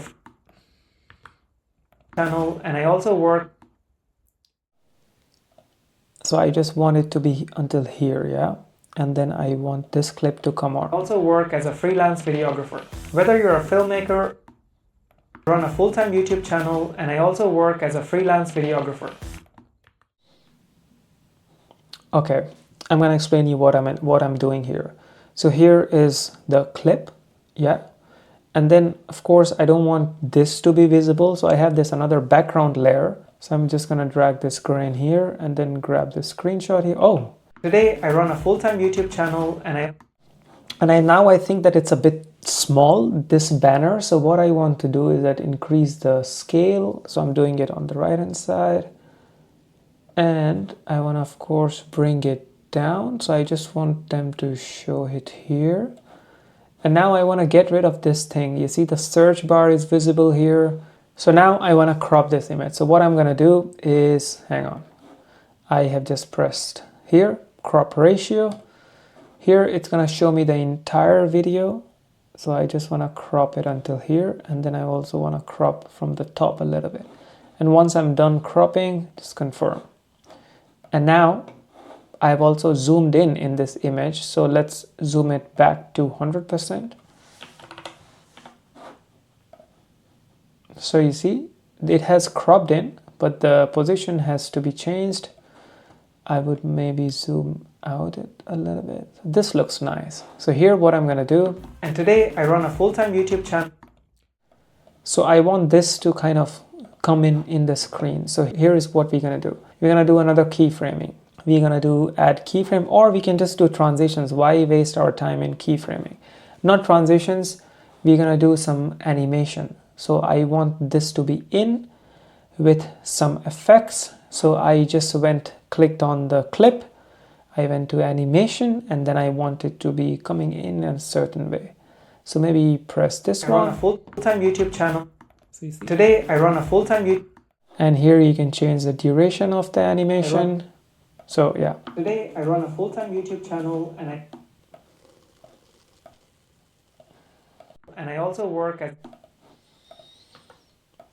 And here I want to keep this clip. So maybe what I can do is that I can just put a transition in between. So all these things, all these decisions, you can just make it yourself. So I would maybe go to camera, use some crazy transition. Let's just try this one. Just zoom in, reduce the duration. Today I run a full-time YouTube channel and I also work as a freelance video. So when I say freelance videographer, so here you can see that I'm flying the drone. So after this, I also want to show a drone clip. So I have this drone clip here. What I'm going to do, I would just drag the button here and then just this until this, because I just want a little clip. So maybe just put it this way. Freelance videographer. Whether you're a filmmaker, and just until there. Videographer. Whether you're a filmmaker, content creator, or just want to document your life. Maybe here the zoom in effect again. And I think we are nearly done with this video. So how I would do is that if you want to keyframe everything what you do here, you can just go on transform and put a keyframe here. But I just want to keyframe the zoom part. So I'll go here and then I'll go until the end, which is this button, and maybe just do 110 again, and let's see. Editing. I've compiled everything that I know about how to film a cinematic video all by yourself. So let's get started. There's nothing more. So guys, that was it for adding transitions, effects, and some text animation in this video. I hope you learned something from this. And of course, in CapCut, there is just millions of transitions, millions of effects that you can do. And also, if you are feeling a little bit overwhelmed, just take a break and just watch this class tomorrow. You don't have to learn everything today. I didn't learn all of this in one day. It took me years to learn. So yeah, just take it easy and enjoy this course. And of course, if you're liking it, give a review. That helps me and that helps this class to be discovered by other students. Now let's move to color grading. Now it's time to learn color grading. So let's just start with the first clip. So as you can see that this clip is a bit more desaturated, and the reason behind this is that that was filmed in log profile. And what log profile does is that it gives a flat image straight out of the camera, and then you can do a lot of crazy color gradings and the footage wouldn't fall apart. So the first job of us to convert this log footage into a normal looking image is by using a conversion LUT. And speaking of LUTs, LUT, L-U-T, LUTs is just a preset what you can put on any image, a filter what you can put on any image, and that would make it look cool by just one click. And if you go here, if you click on this clip, and then if you go to video, that was the beginning. That's how it looked before. That's what we have used until now. Then you need to go to adjustment, and that is the color grading panel. There's basic, there's edge-tool, curves, color wheel. We're gonna discuss all of this. But the LUT, that filter, how can you access that is that you have to go here and then you have to put this arrow down and then you would see a list. And I'm sure you wouldn't be able to see that list because you need to import your LUTs in CapCut as well. And good news, I also give a lot of LUTs with this course. So how you can import the LUTs in CapCut is by this way. So if you go on the left hand side, go to adjustment, that is the color grading panel as well. And if you go to LUTs here, of course you wouldn't have anything here. So you just need to press import, and wherever you have downloaded the clips, all the raw footage, it should be there. So I would have in, I don't even know where I'm going. So you go to CapCut, then you go to resource. In resource, you have to go to slog3 and just select everything and import all these LUTs. I have already done it, so I wouldn't do it. And the first thing what we're gonna be doing is convert this image into a Rec 709 image, a normal looking image. So that you can do is with this slog3 to Rec 709. And the image was shot in slog3 in a raw format, and this is just converting it to make it look normal. So I'm just gonna press that. And here what I would be doing is, after I've done it, there is an auto adjust. If you want, you can do it too, because in the beginning the image was looking like this, and if I just do auto adjust and if you increase the intensity, that kind of changes the intensity of the image and makes it look a bit more neutral of the color. So I think this can give us a good starting point. So I would just make it 100 because it is doing really perfect auto color. And then you can also change the intensity of the LUTs. So I wouldn't do it. I would keep it 100% because it's a conversion LUT.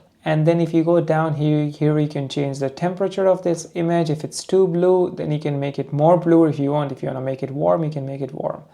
What I would be doing is just make it a little bit warm.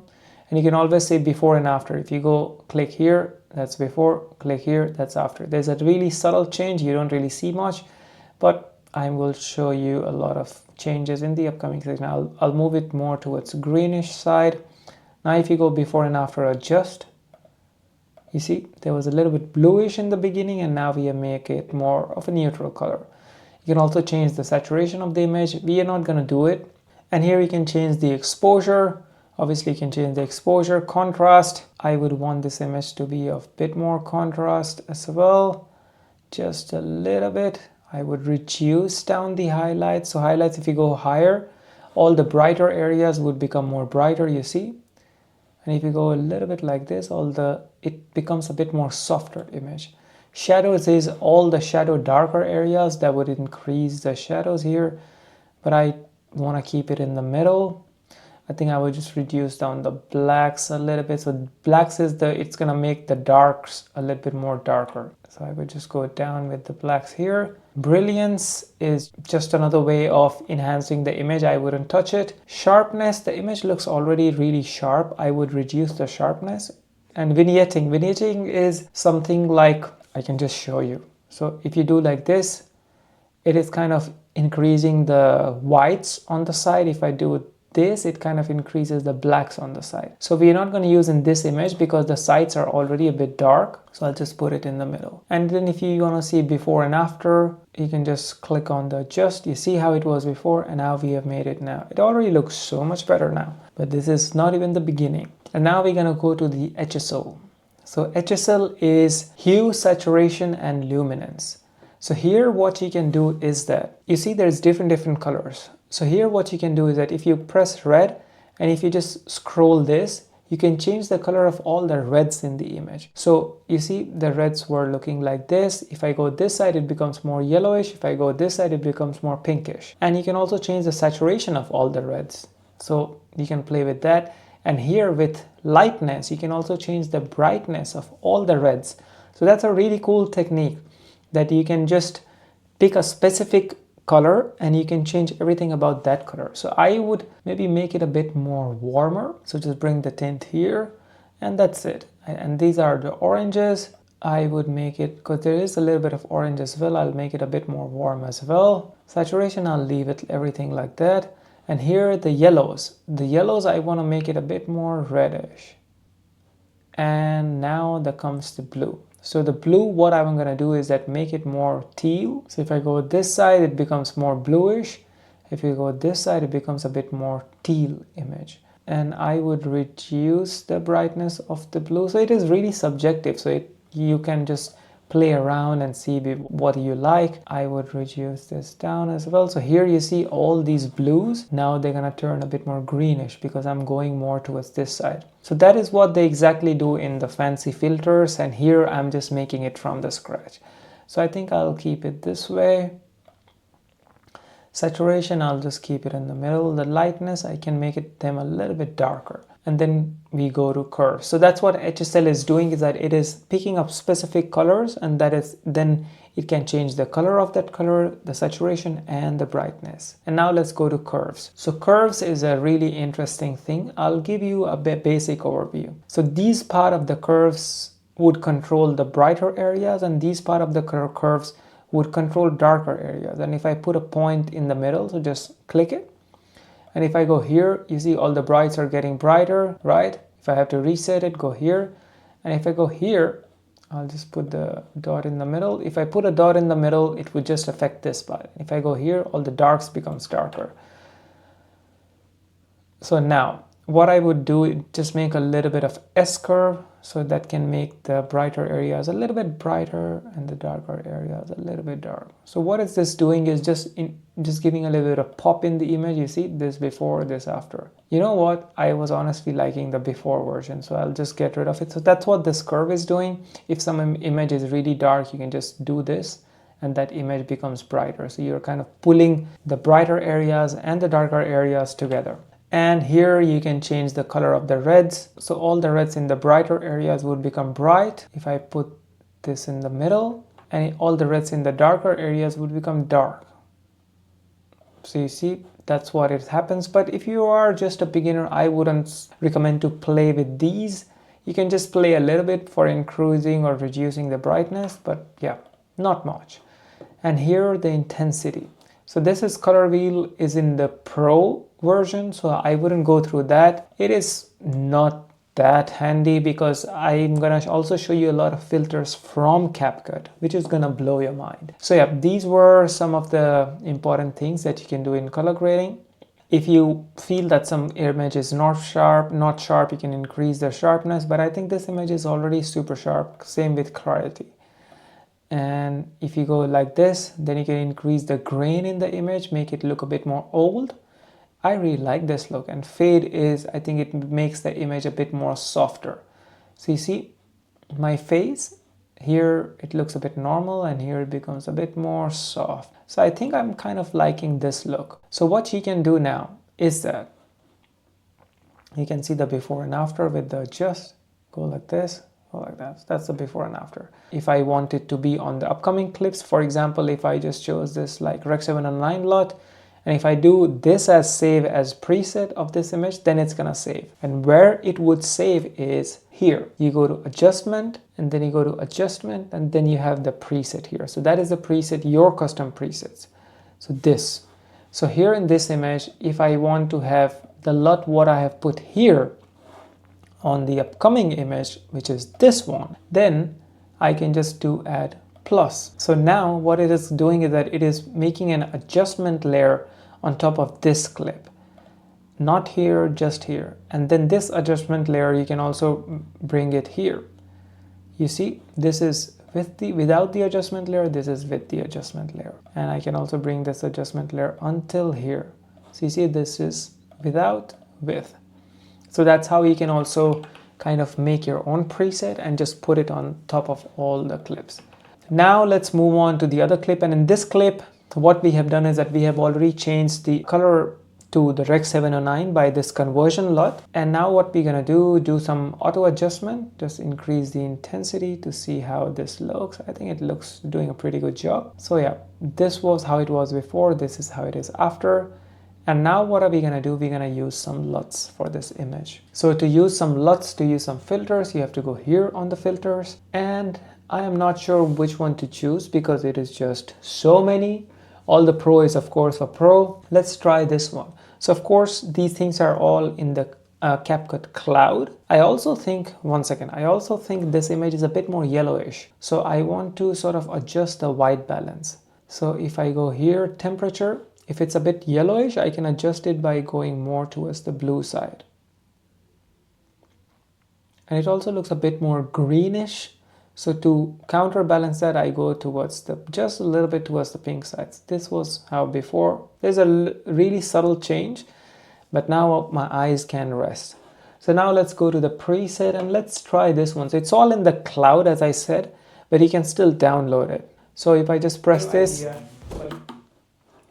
if I just press this, then it kind of shows me how the footage would look after this preset, but it has not yet applied yet. It's just giving me a preview. I don't really like it. So let's try something else. Let's try the pumpkin. Pumpkin looks really interesting, but we are not gonna do it. Let's try Bad Bunny. So you can choose whatever you want. I would go for, say, Vega. That looks kind of good. So here is the thing. I can just do plus, and what's gonna happen is that if as soon as I press plus, it kind of makes an adjustment layer on the top of this image. So it wouldn't go until this image, so I have to make sure that it's not going here, otherwise this image would be affected as well. This previous image, if I go here, but I don't want that, I just want it to be until here. And maybe just until here. So here I would just press the chop out key, which is W for me.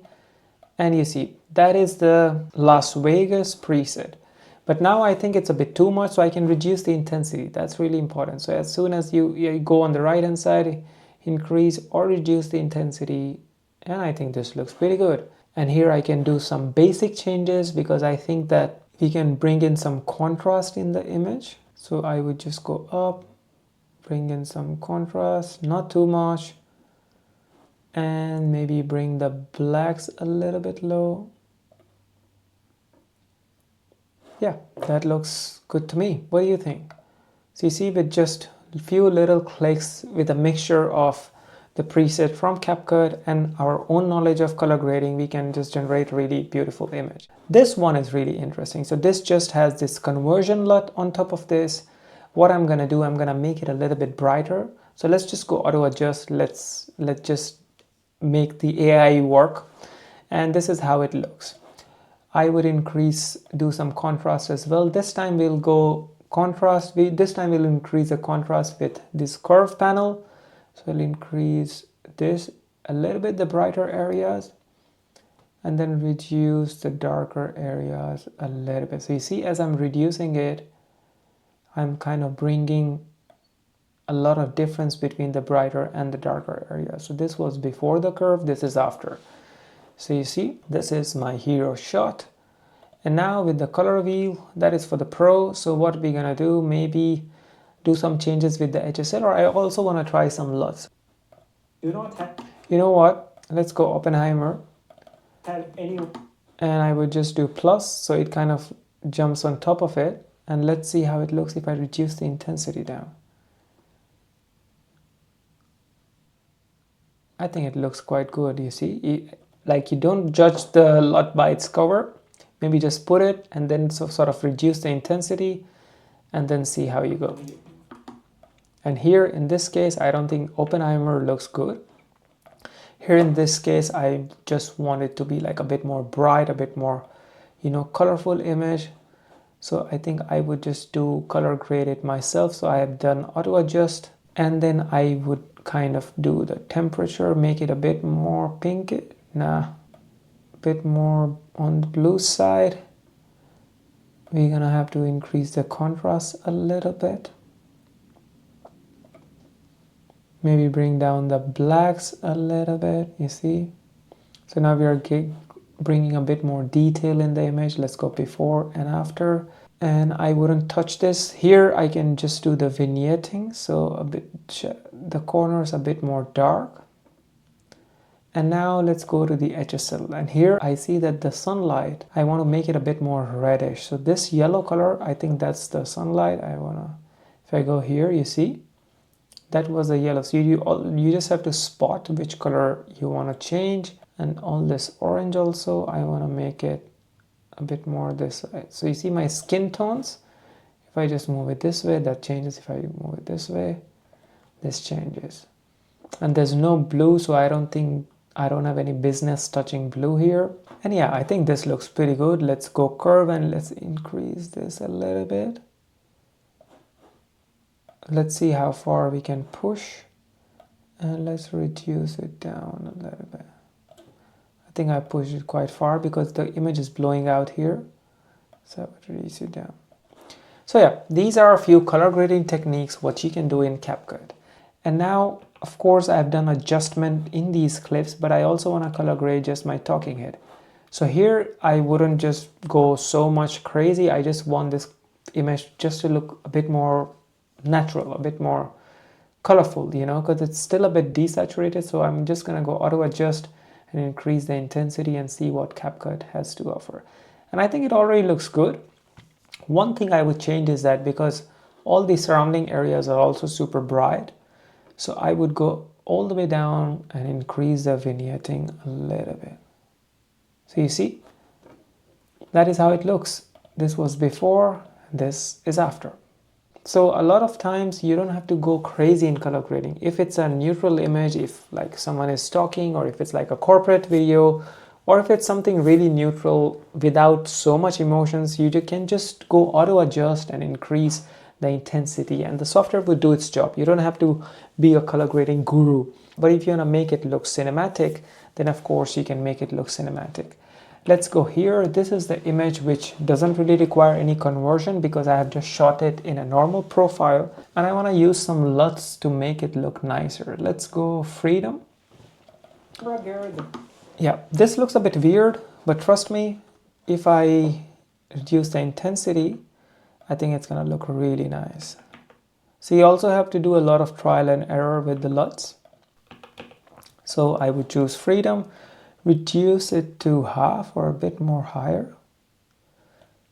And now what I'm gonna do, the image looks a bit more dark, so I'm gonna choose the image, go auto adjust.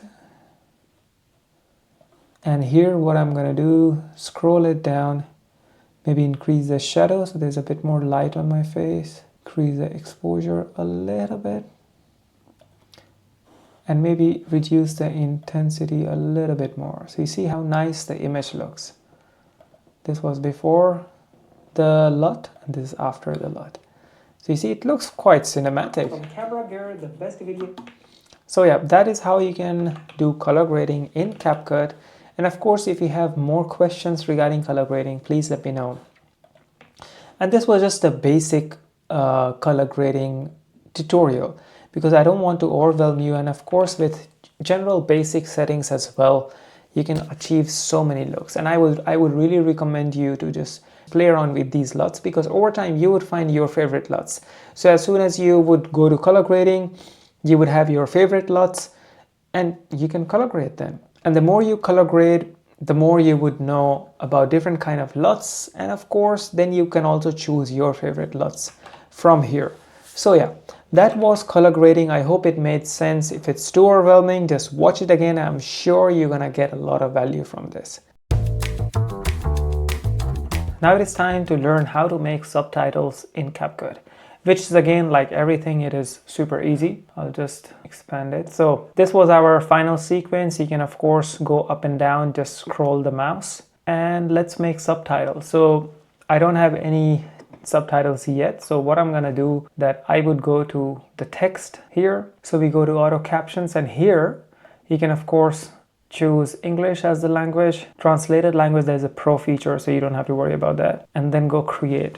And then CapCut takes about, I think, 15 seconds. I think it just took 10 seconds or 5 seconds now. And it already created some nice subtitles and it is pretty accurate. So you see here, there's subtitles. I'm just zooming in the timeline. Let's check it out. There's nothing more painful than having this amazing video idea, but you do not have anyone to film you. Your friends are too busy, or worse, they are not interested. So yeah, the subtitles, they look pretty accurate. And you can also see that they are just really basic. There's not much, there's no effect. It's just a simple font. Even though I like it, I want to teach you more. So if you click on the subtitle, if I go here, then again in this settings panel, it shows me a lot of feature. So here what I can do is that I can of course change the size of the subtitle like any other text, you know, make it bold, make it underline and all that sort of stuff, make it uppercase everything. Let's make it uppercase everything. And then you can also change the alignment. You can also change like any changes what you can do in a normal text, you can do in subtitles here. But I would just do that. And now what I want to show you is something different. So if you go here to captions, how I want this subtitle to be is that not more than 2 words in a sentence. Yeah. So I would just click here. If I go to captions here, I would go from the beginning. So here there are all the captions. So if you want to say if there's a spelling mistake or if you said a word, I'm sure there must be a typo later down the line, so which I can correct it from here. So if I want to sort of correct something, then there's nothing more small. If I want to write or if I want to write just anything, you can just change it from here. And that would give you a live preview on this window. So if I just want to put 2 words and I want this more painful to be on the second line, I just press enter and it goes on the second line. Same if I want to just make 2 words here, press enter, it goes on the second line. So this is what you can do. A lot of people, they just do single word, you know, so you can do that as well. But later on, I'm also going to show you some caption presets that would already give you the single word captions. So now if I go like that, there's nothing more painful than having this amazing video idea.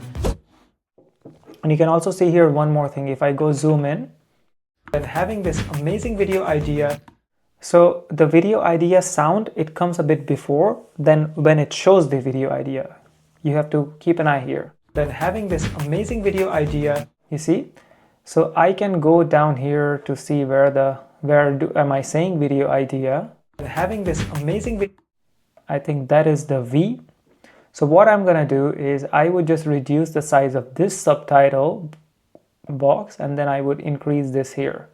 And now I think it's gonna be looking really synced. Having this amazing video idea, but you do not have anyone. So you see, you can also, because a lot of times the AI is not that good enough now that it's gonna really sync to exactly where you are saying. Sometimes there might be a little bit of delay. Sometimes the word can come a little bit before when they are spoken. So you can of course change the position of those words through here. So, you know, through these boxes. So in these boxes, you can also see that what it is written. So that's really also handy, for CapCut. And now if I go to here to the text setting, in this text setting, we can do a lot of changes. So if I go in templates, so you see if you have the pro version, this is a really cool feature about this CapCut, is that if you have the pro version, then you can have so many beautiful subtitle presets. Let's show you this one. I think this is really common. But you do not have anyone to film you. Your friends are too busy, or worse, they are not interested. Trust me, I have been there. I started my filmmaking. This is so cool, and of course this is in a pro version, but there is just so many captions. This one is really common. This is not in pro version. So you see in this one, you can already see the little preview that they're gonna just play one word at a time. So even though this is a full-on sentence in this box, they're still gonna play one word at a time. So what I did here, to break down all the little words in single boxes, you don't have to do that. If you choose a preset which just pops up one word at a time. So let's go from here, because here we have like a full sentence in one line, but the preset still breaks it. So let's see how it looks. But you do not have anyone to film you. Your friends are too busy, or worse, they are not interested. Trust me, I have been there. So you see, I want to show you one more thing. Everyone said no. So here, everyone said no. There's already a text coming here. So that time I don't want the subtitle. So then what I'm going to do is I just delete from here. So same button, trim left for me, it's W. I just chose this icon. So delete right was W. You can choose whatever icon you have. One said no. But guess what? I didn't give up. And the coolest part is, even if you have chosen a preset, you are not restricted to the text what this preset gives. You can go to basics and you can also change the settings, the text, You can change everything, what font you want. You can change the size of the font. It is just so cool. And here, of course, you can change the opacity. You can play with a lot of stroke, Stroke is like a black line around the subtitle. I think that makes it look a bit more visible. You can increase the opacity of the shadows. You can increase the blur of the shadow, which is really handy. And you can also change the color of the shadow. So if you want to make the shadow, say, purple, you can make it. You can do green. So you see, you can customize everything. So yeah, even if you choose any preset, you're not really stuck to the preset. And I'm going to show you also one really cool thing. So these effects are quite basic, These are just normal text. But if you go to animation, here, usually it's in, but you have to go to captions, And if I want an effect just on this box, just on this little box, you can do an effect. Well, I just want to show you which is not in the pro version. Maybe this one.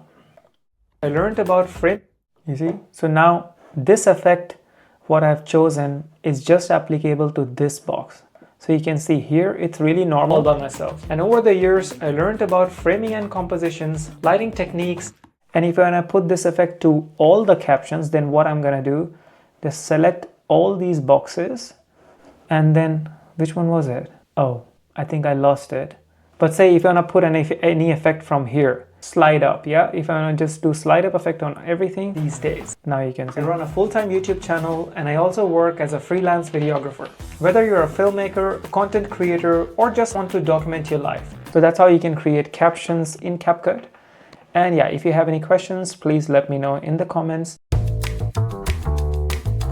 In this section, I'm going to show you how to export the highest quality video possible in CapCut. So now that we have done our project here, what you should do is press I here. So I would be the select in point, and press O here. So O, just bring the cursor here, press O. So what happens is that if I just move this thing around, you can see here that there is a little dot. You see there's a little blue dot here, and that is telling CapCut that I just want my video to be rendered from here. That is the in point. That's how we selected the in point by pressing I. And the out point we have selected is by pressing O. So that's how you do it. And then if you want to export it, you go on the right hand corner here on the top, you go export, and then here, name of the class, you can just choose any name, what you want. You can choose the location. I can maybe choose it to desktop. So remember the timeline resolution, what we chose was 1080p or high definition. We want to make it to 4K because we want the highest quality possible. Bitrate, we also want it higher. And codec, you can choose it to S.264 because that is the most compatible with the smallest size possible. This is HEVC is smaller size, but the quality is not that great. If you want a really big quality, like now it shows 227 MB, the file size. But if I press here, the file size may be a little bit smaller. Or if I go to Apple ProRes 444, this is like the highest quality, and the file sizes are massive. You can see 11.12 gigabytes for just 1 minute clip. So we're gonna go back to S.264, and the good part about S.264 is that it is compatible with all the systems. You can either choose MOV or MP4, really depends on you. They both give really good quality. And then frame rates, our project frame rate was 24, so that's why I've chosen frame rate 24. If your videos were shot in 30 or if your videos were shot in 25, then you can choose to 25. And here, color space, that's what we also chose before. It would be a neutral color space. And audio, if you want to export the audio separately, you can do that as well. And if you want to export the captions separately, you can do that as well. Because sometimes you also want to import the captions on YouTube. So you can do that as well with also externally exporting the captions. And now I'll press export. So CapCut is like they export quite fast. It's a really fast software, and of course in the end it depends on your system. And even if you have been editing all the project in proxy format, the export what they're gonna do would be in the highest quality. So really don't worry that you were seeing the video in half of the quality because the speed of your system was not that good.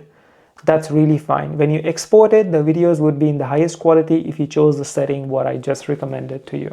And the video is done. So they also ask you to share, but I don't want to share. I just want to see the video where it is exported. CapCut class, this is where everything is exported. So you see, we have 3 files. We have CapCut class, the MOV file, the video file. We have the audio file, and we also have the text file, the captions. And this you can also import in YouTube if you want to put captions, if you want to put subtitles in the video. So that is really handy. And of course, if I go to get info, I can see that it was shot in 4K. Yeah, so that is how you can export in the highest quality, and same goes for the vertical video format. But yeah, speaking of vertical video format, in the next section, I'm going to be teaching you some really cool creative transitions, some creative techniques to really grab audience's attention when you are making a reel. So yeah, in the next section, we would be editing a reel. Okay, so in this section, I'm gonna be showing you something creative as I mentioned before. But first I wanna show you this video. So this is also included in the raw clips. And of course you have to chop it down because I've done a lot of mistakes while talking. So let's just listen to it. It's like a, really stupid thing, but just listen. Today I'm gonna show you how to make the best pizza ever. First, go to the supermarket, buy a frozen pizza, and then put that frozen pizza in an oven, and just like that, your delicious pizza is ready in less than 5 minutes, and that is 10 times cheaper than the pizza what you would get in your nearest pizza chain. So that's like a, how many minutes? 17 seconds long short. And I already see that there's a bit of a gap here. And then, so you can see from the, if I just do extract audio, there is a bit of a gap between this audio and that's you should be avoiding when you are editing short videos. There shouldn't be too much gap between 2 sentences, otherwise it becomes a little bit boring. So I would just do that. So I'm just trimming it out. Yeah, so you should also do it if you are editing with me. I'll just extract all the audio out, and let's hear it again. Ever. First, go to the supermarket, buy a frozen pizza, and then put that frozen pizza in an oven, and just like, and I think there's and repeated twice. Pizza in an oven, and So you see, this is the and, so I'm gonna get rid of it. In an oven, and just like that, your delicious pizza is ready in less than 5 minutes, and that is 10. So there is a little bit gap here as well. So let's. And that is 10 times cheaper than the pizza what you would get in your nearest pizza chain. So here it is, a little short pizza commercial. So what I'm going to do now is that I'm going to show you some really creative effects. And the first effect, what I want to show you is the effect where you can see that there's things popping out in the background of the image of the subject. So that's what I'm going to show you. But before that, I want to, when I say that I'm talking about pizza, I want to show pizza already to the audience just to grab their attention. So I don't have the B-roll. So what I'm going to do, as I showed you before, I go to the stock footage. And then if I just do pizza, I think this is a video clip. Maybe I'll download this as well. So I'm just going to go plus. See, if I go plus, it just downloads it here. So I would just go up here. Yeah. And then I think it's a really long clip, so I want to make it short, you know. And there's a green screen behind the pizza slicer, so maybe we can do something creative with that. So I'm just gonna chop it here, and I think this is what I want to use. Maybe I also want to increase the speed of the clip.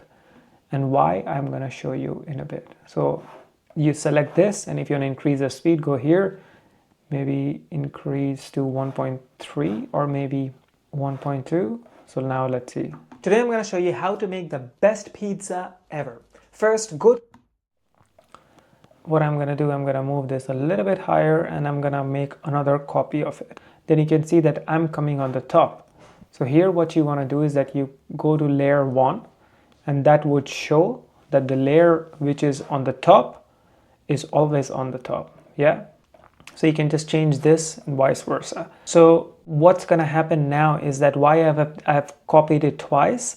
And how do you copy it twice? So you just need to, so if I just press this click and if I press option and then I drag this clip and then I leave the option. So then it just copies again. And in Windows, it would be Alt. So just option and then you drag it with the mouse and it just copies it again. But yeah. What I want to do here is I want to show you the cutout technique. And how do you do the cutout technique? I'm gonna make another copy here. So we have 4 copies here, yeah? Let's go that I want the layer 3 on the top. This is the layer 3, I'm guessing, yeah, this is layer 3 on the top. So I want to make a cutout. So I'm gonna select this and then I go to remove BG, remove background. And here I would do auto removal. There's a chroma key I'm going to show you later, very interesting thing. And these are all for the pro version, but let's go auto removal. So you see, as soon as I press auto removal, it removes myself here. So it would make more sense if I just disable all the other tracks. You see, it removes my background, you know. My goal is from this is that I want myself there. And then I want the pizza to be somewhere here in behind my head. So if I put the pizza here, if I just show the track here, then this pizza, the pizza here, I want to place it somewhere here, yeah? And this pizza, it does not have, like, of course it is there, but the black background is still there. So what I want to do now is that activate this clip. That would make the previous clip as the background. Because now if I deactivate this cropped out clip, then my head is behind this pizza. You see? Now my head is behind the pizza. But if I activate the top clip, which is the cropped out, then my head is in front of it because that is on the top and that is cropped out. I hope it makes sense. I'm sure it might be getting too complicated. And then I'm going to activate this track as well. So now what is happening is that I am here cropped out and I don't have any background in this clip. And then there's pizza. And then we have the base clip, what we used before. And then if you go to auto removal, you can also choose different things. If I want to do this, you might have seen in a lot of videos. If I want to do stroke around the subject, you can also choose the size of the stroke. I would maybe make it like this and maybe change the color to not yellow.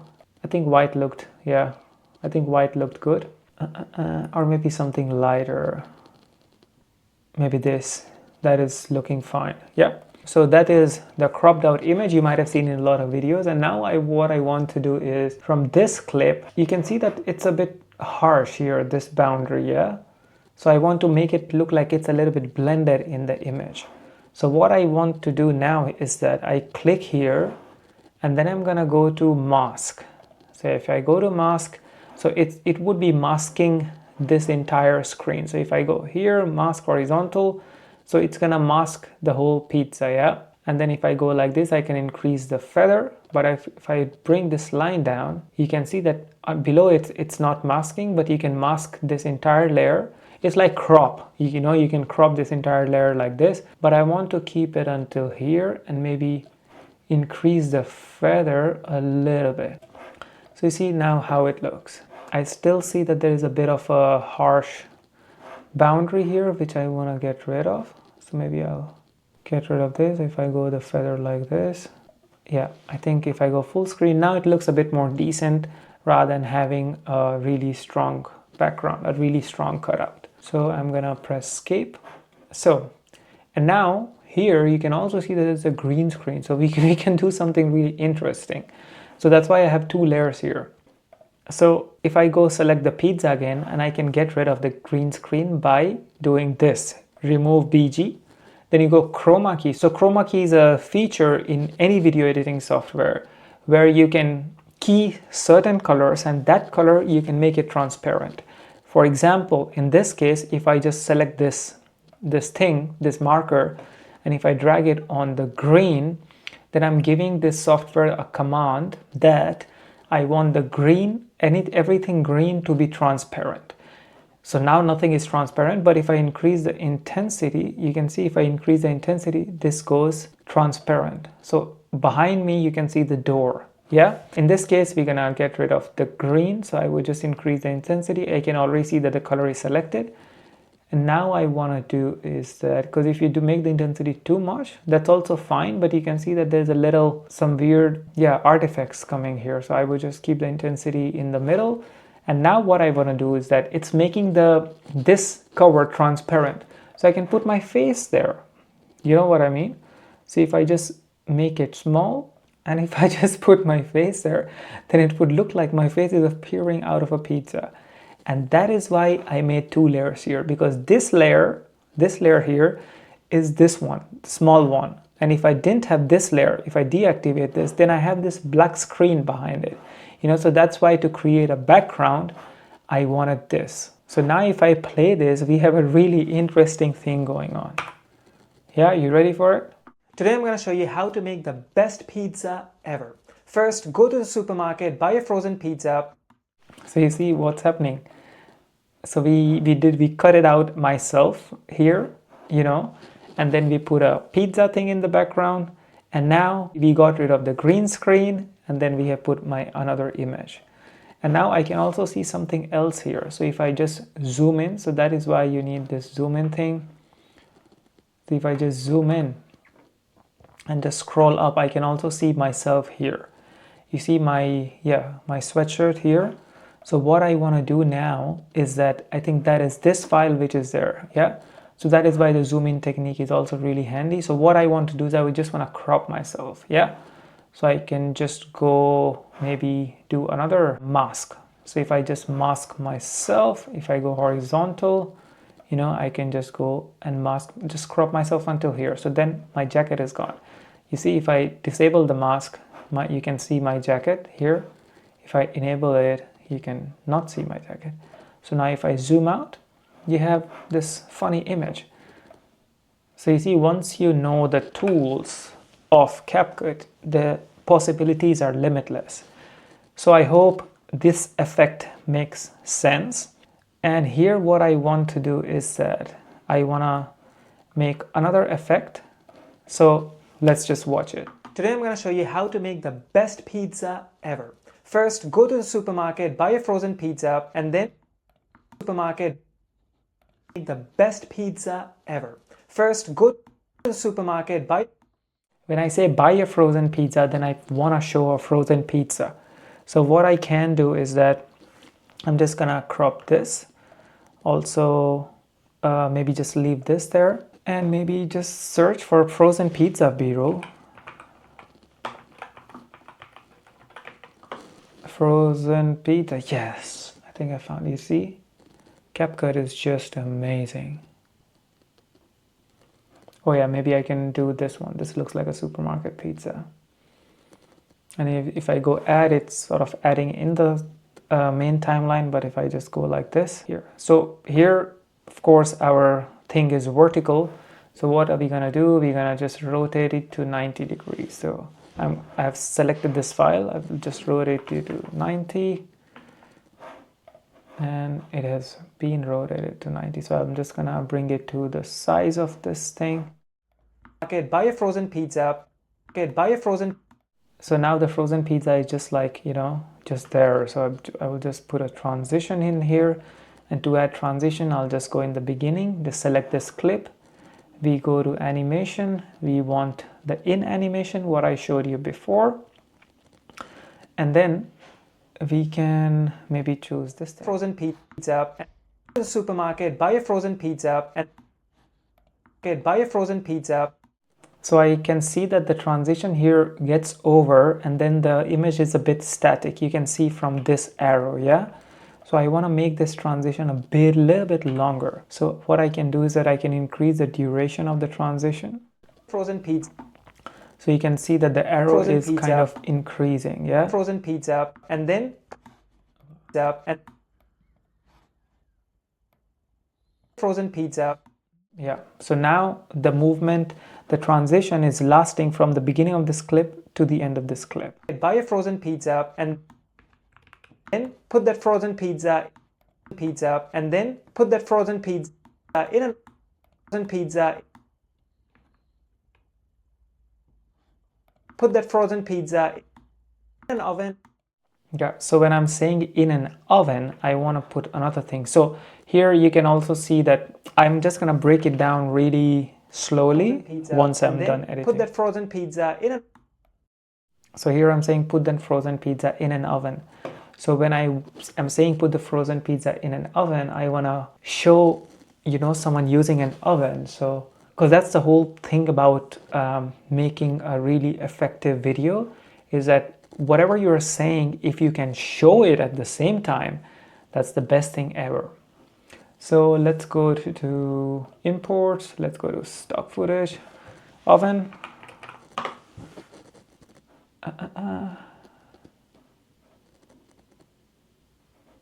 It looks like, now this is a photo. See, if there is a, you know, time slot here, that means that it's a video. That's the 11-second video. Let's check it out. This looks like a funny, this looks like someone is putting something in the oven. I think this clip would do. So I would just press plus. It's gonna be a funny video. So I want this clip maybe just from here. So maybe when someone is opening. So I'm just gonna trim to the left. And just like that, your delicious pizza. And so I just want to show a video of someone opening a oven. Pizza in an oven. And just like pizza in an oven. And so once I am here, then I want to show this clip, you know, this clip being played in the video. And what I want to do is I want this clip to obviously come as a transition, and I want me to go a little bit lower just when I'm bringing this in. So what I would do is that I would select my position here. I would just keyframe the scale and the position. And then if I go 3 frames to the right, so I'm just going to press the right arrow key, 1, 2, 3. And then I would change my position to a little bit lower. Yeah. And if I just go here and just see how it looks. Pizza. Now it looks like I'm going down a little bit slower. So what I would do is that I would just go maybe 2 frames. So now I can just zoom in here and move this diamond here. Pizza. Oh yeah, now it looks a bit more Frozen nicer. pizza in an oven. Pizza in an oven. Frozen pizza in a... Yeah. And here what I want to do is that I want this thing to come from the top. So just animation, and then maybe scroll down or maybe zoom. maybe swipe left here. In an oven and just pizza in an oven. And here, of course, I can do another, the mask, because I don't want this harsh line in between me and the oven picture. So I want to do the horizontal again, and then just, move it like this, do a little bit of feather, maybe a little bit higher, feather a little bit more. Yeah, so now I think it looks fine. So now let's check it out. Go to the supermarket, buy a frozen pizza, and then put that frozen pizza in an oven, and just like that, your delicious pizza is ready. So delicious pizza. So I would just search for a pizza.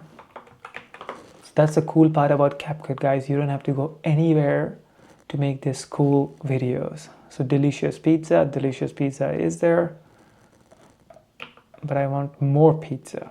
So what I can do is I want to make another more clip. Oh, that looks like a nice vertical clip, and that actually looks like a microwave pizza. So wait, yeah, that's a good part about CapCut, is that you don't have to film, you can get all the B-rolls, and you can also what was I saying? And you can also find vertical and horizontal videos. So I want this clip from here. And just like that, your delicious. So when I'm saying your delicious pizza, I want this clip to be here. And then I want myself to be in the corner. Yeah. So what I would be doing is I'm going to make a split. So split was from this button, split it out. And then I would be pressing Option and then bring myself up here as well. And now what I want to do is I want to crop myself out. Remove background. Easy peasy. And then of course I want to make myself a little bit smaller. I don't know. Yeah, maybe middle is fine. Yeah. Maybe a little bit bigger. It is a funny video, but yeah, I just want to show you all the effects. Just like that, your delicious pizza is ready in your delicious pizza is ready in less than 5 minutes, and that is 10 times cheaper than the pizza what you would get in your nearest. Your delicious pizza is ready in less than 5 minutes, and that is. So when I say less than 5 minutes, I want to bring a stopwatch. So let's see if they have a stopwatch. Or you know what? Here I also want to check in stickers.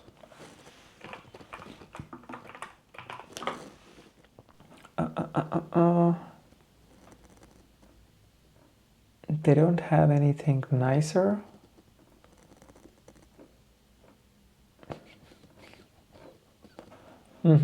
Maybe I'll go to import again, then stock. So let's check for a stopwatch here. Sometimes they also show stopwatch with green screen, so then it's really easy to remove the green screen. Let's check it out. So you have to search, a lot. You don't get everything in one go. And I also want a stopwatch which is kind of playing, so it should be a video. I don't know if I can get it. It's a bit more ambitious search. Oh, you can search here. So if you want to search for videos, you can just press here, videos. Let's search with timer.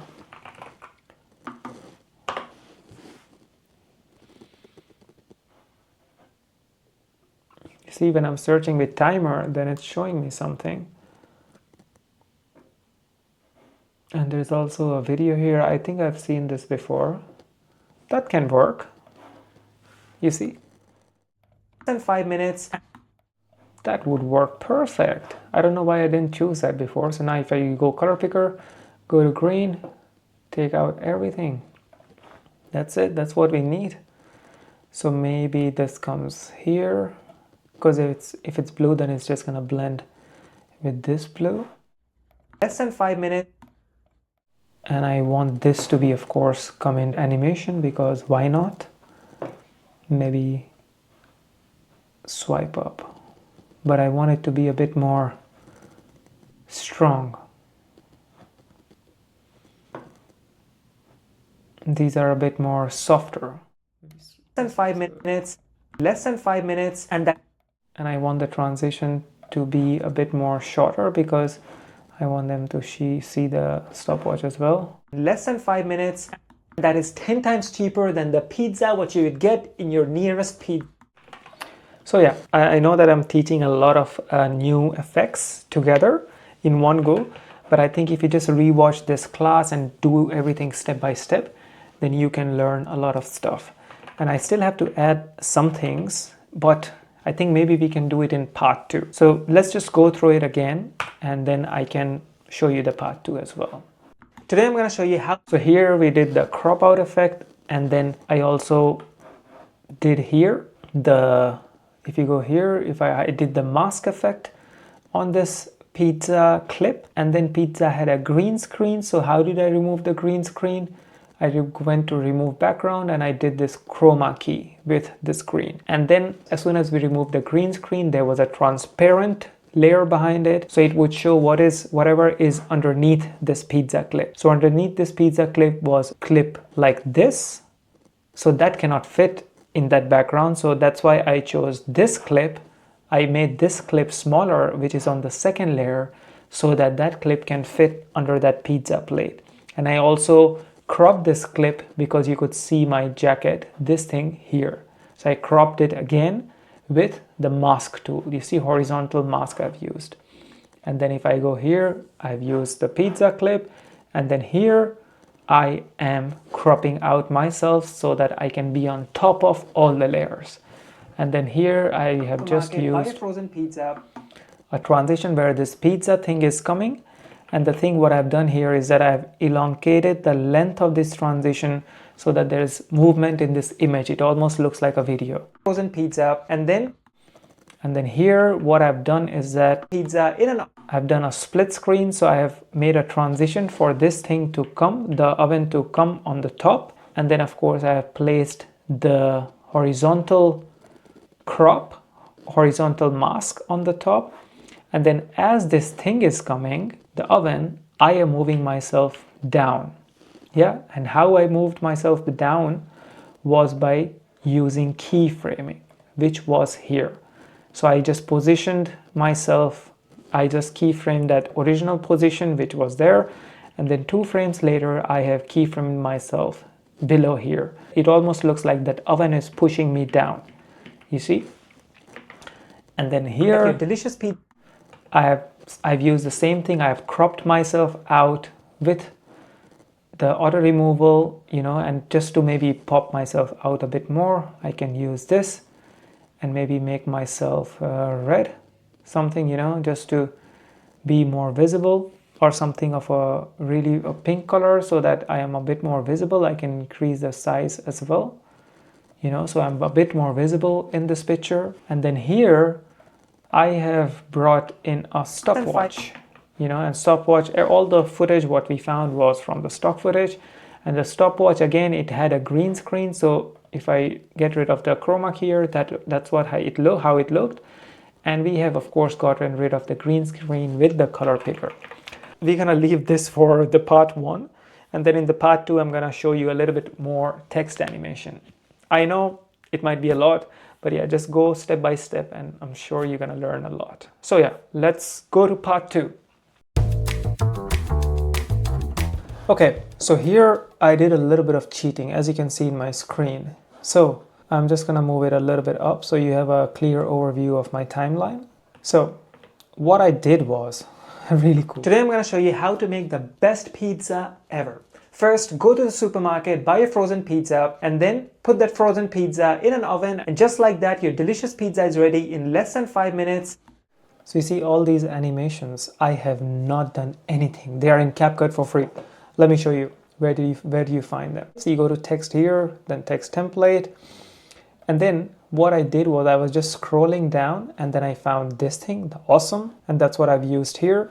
So what happens is as soon as you drag them here, you can change the text. So anything you drag from here, you can go on the right hand side, you can change the text, and you can also change the font. You can change again, like you can also find the templates here, you can change the effects again. So I think this is already a bit too much. Best pizza ever. First, go to the soup. And here I found another template. And of course, you go to basic, I changed the text, and I didn't do anything with the font style, font size. Maybe we can make it a little bit bigger. Buy a frozen pizza, and in this one, what I did was the default looked like this. It's a lot of search. So yeah, like I chose, and all the templates what I chose was free. So now how can I even find it where it is? If you want to make something, you know, as your favorite, you can just press star, and that would be in your favorite section. Yeah, that's the mistake what I did. I should have already put that on favorites. The food truck was here, so the favorite should be that one. Oh yeah, second round. So I imported this thing here, and then what I did was I changed the font, of course. I changed the what we have to write, and then what I did was, of course, you can change the size. So I can put it in the center. And then what I did was I clicked this arrow, and what this arrow does is that opens the room for any kind of text animation. So whatever text you want to put, whatever design you want to put, you can put it there. So I have chosen this design because that just fits here. You can also change the font size, font everything, but I think bangers, they just look really cool. Or maybe just try something else. This also looks nice. Delicious. Argo. And then for the pizza as well, I just hit this panel and then I opened another panel, and for the pizza I also chose a different preset style from here. And of course you can choose the thickness, you can just manipulate everything. That is so crazy, and it's just free. It is just insane. Like really, 3 years earlier, all these things you would have to buy it online, or you would have to spend hours and hours animating all these things, and now it's just there. That your delicious pizza is ready in less than 5 minutes, and that is 10 times cheaper than. And here I want to also show you something else. So when I say that is 10 times cheaper, 10 times, I want to bring some money in the video. So to bring some money, we go to stickers. I've already searched for money icon, and I think this looks okay. Maybe I'll just go with this one, that icon. I've used this icon in the past with something else. I don't remember what was it. So I want 3 of them, and I'll show you why. And I would just go click Alt up and another one. So there's 3 of them. So here's what we're gonna do. Of course, I am gonna change the size of this thing. Just bring it here, or maybe just bring it here. And then another size of this. Bring it maybe here, and then again this one, just bring it here. And now what I want to do is I want to just put some animation in this one, so you know, now they're just popping up in the frame. I just want to make some animation. So that's the thing, you can just make animation in anything. And all these stickers, they have a little bit limited animation. So what I would do is swipe right, and I want it to come fast. So I'm gonna reduce the animation speed. And then this one is which one? So anytime if you're confused, you can just turn on and off this hide track and unhide track. So here I wanna bring it from the left, and then I would reduce the animation, and then I want to do the last one. I want to bring it from the top maybe, or just spring cheaper than the pizza. Oh, so here it is. So now why I placed them not together is because I want them to come like one after another, you know, not bring them together. So this is how it can look, and that is 10 times cheaper than the pizza. And now if you want to just cut it out, you can just cut it out. It's 10 times cheaper than the pizza what you would get in your need. So you see, just with little things, you can make the footage so much better, and there's just so many options in CapCut. So yeah, now that we have done all this, you can also do the same thing for, I'll show you one more with the text animation. 10 times cheaper than the pizza what you would get in your nearest. So same thing what I can do when I'm saying nearest supermarket. In your need. For the nearest supermarket, what I would do is I would just go to effects and just get something neutral from here. Say this nearest. So here I would just go say nearest, and I would make it capital, so uppercase. And then of course I'm gonna change the shape, maybe this, yeah. In your near, and I would of course make it bold and bigger, because why not? In your nearest pizza. So when I'm saying pizza chain, I want another text to come. So what I'm gonna do, I'm just gonna copy paste it. And the reason why I did this before is that because I want the similar font, similar colors on the other ones, or maybe different color, we'll see. Your nearest pizza chain. So nearest, and then this one would be pizza. I would make it capital as well, and then chain. Chain, we go capital as well. Your nearest. So nearest, I would bring it up here. Maybe make it a little bit smaller. Nearest. In your nearest pizza, maybe this also a little bit smaller. Pizza chain. And then chain also, so maybe this one bigger. So here what I can do is maybe change the colors as well. You can change the fonts, it's really up to you. Just make it more colorful, make it more funky. Yeah, that looks nice. Your nearest pizza chain. And here, of course, I can add some animation. So you see, by doing these little things, you can do so much. So I can maybe do pop up. Nearest pizza chain. And then pizza something else, because why pizza not? Chain. And then for chain, I can do some other animation, because of course, why not? So you see, this animation comes when this clip is over. So maybe I have to change that as some other animation. Chain. And maybe just shorten down the thing. So you see, let's just watch it again. 5 minutes, and that is 10 times cheaper than the pizza what you would get in your nearest pizza chain. And here the clip gets over. So then I can press O, which is the out point, you know. So if I render this clip, then I can of course put it from in point here and out point here, and then I can render this entire clip. But now what I want to do is that I want to of course add some sound bites, because these animations, they look really cool, but if there's no sound bites, then it just looks a bit more weird. So it's sound bites, it's really up to you what do you want to put. So that's the cool thing about CapCut, is that you can also find the sound bites in their library. So where was it? Audio. I don't know what sound I'm gonna Supermarket, buy a frozen pizza. Best pizza. Best pizza, maybe a boom. Let's check. What do they give me for boom? Poof, that's crazy. Maybe, yeah, crackers. Fireworks, because that looks like a firework, so it's really subjective. Maybe just this. So I can put the firework here and then just scroll it down. Best pizza. Oh. Maybe just reduce the decibels of fireworks. Today I'm going to show you how to make the best pizza. Show you how to make the best. I think it's coming a little bit early. Best pizza. Today I'm going to show you how to make the best pizza ever. First, go to the supermarket, buy a frozen pizza.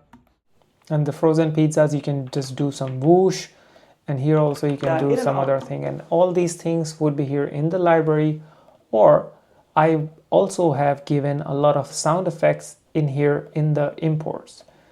Oh, that's in the previous files, of course I cannot find it here, but if I would have put everything in brand asset, then I would have found it. So that's my stupidity. But yeah, I hope that you learned a lot, because I think it's also a bit too much. But I think, yeah, that was it for this advanced editing section in CapCut. What do you think about this class? If you like it, give a review so that this class can be discovered by other students. And just let me know if I need to improve something. You can also give your honest feedback down below. And yeah, I think I had a lot of fun editing all these things and editing a supermarket pizza commercial. And I hope you had fun learning as well. And as always, if you have any questions, really feel free to comment down in the discussion box or just reach out to me on my social media and ask me questions there. And I would be really, really happy to help you out with anything. And for the project of this class, go to the project section and check out the description of what project you want to make. It's going to be a fun project. So trust me, you really want to go check it out there. And of course, finish the project, because there's no point in spending hours and hours just learning unless you practice it. So yeah, really go do the project and submit in the project section. And then of course I can give my feedback. And yeah, that was it for the CapCut Masterclass. And I hope you enjoyed it. And I will see you in the next one.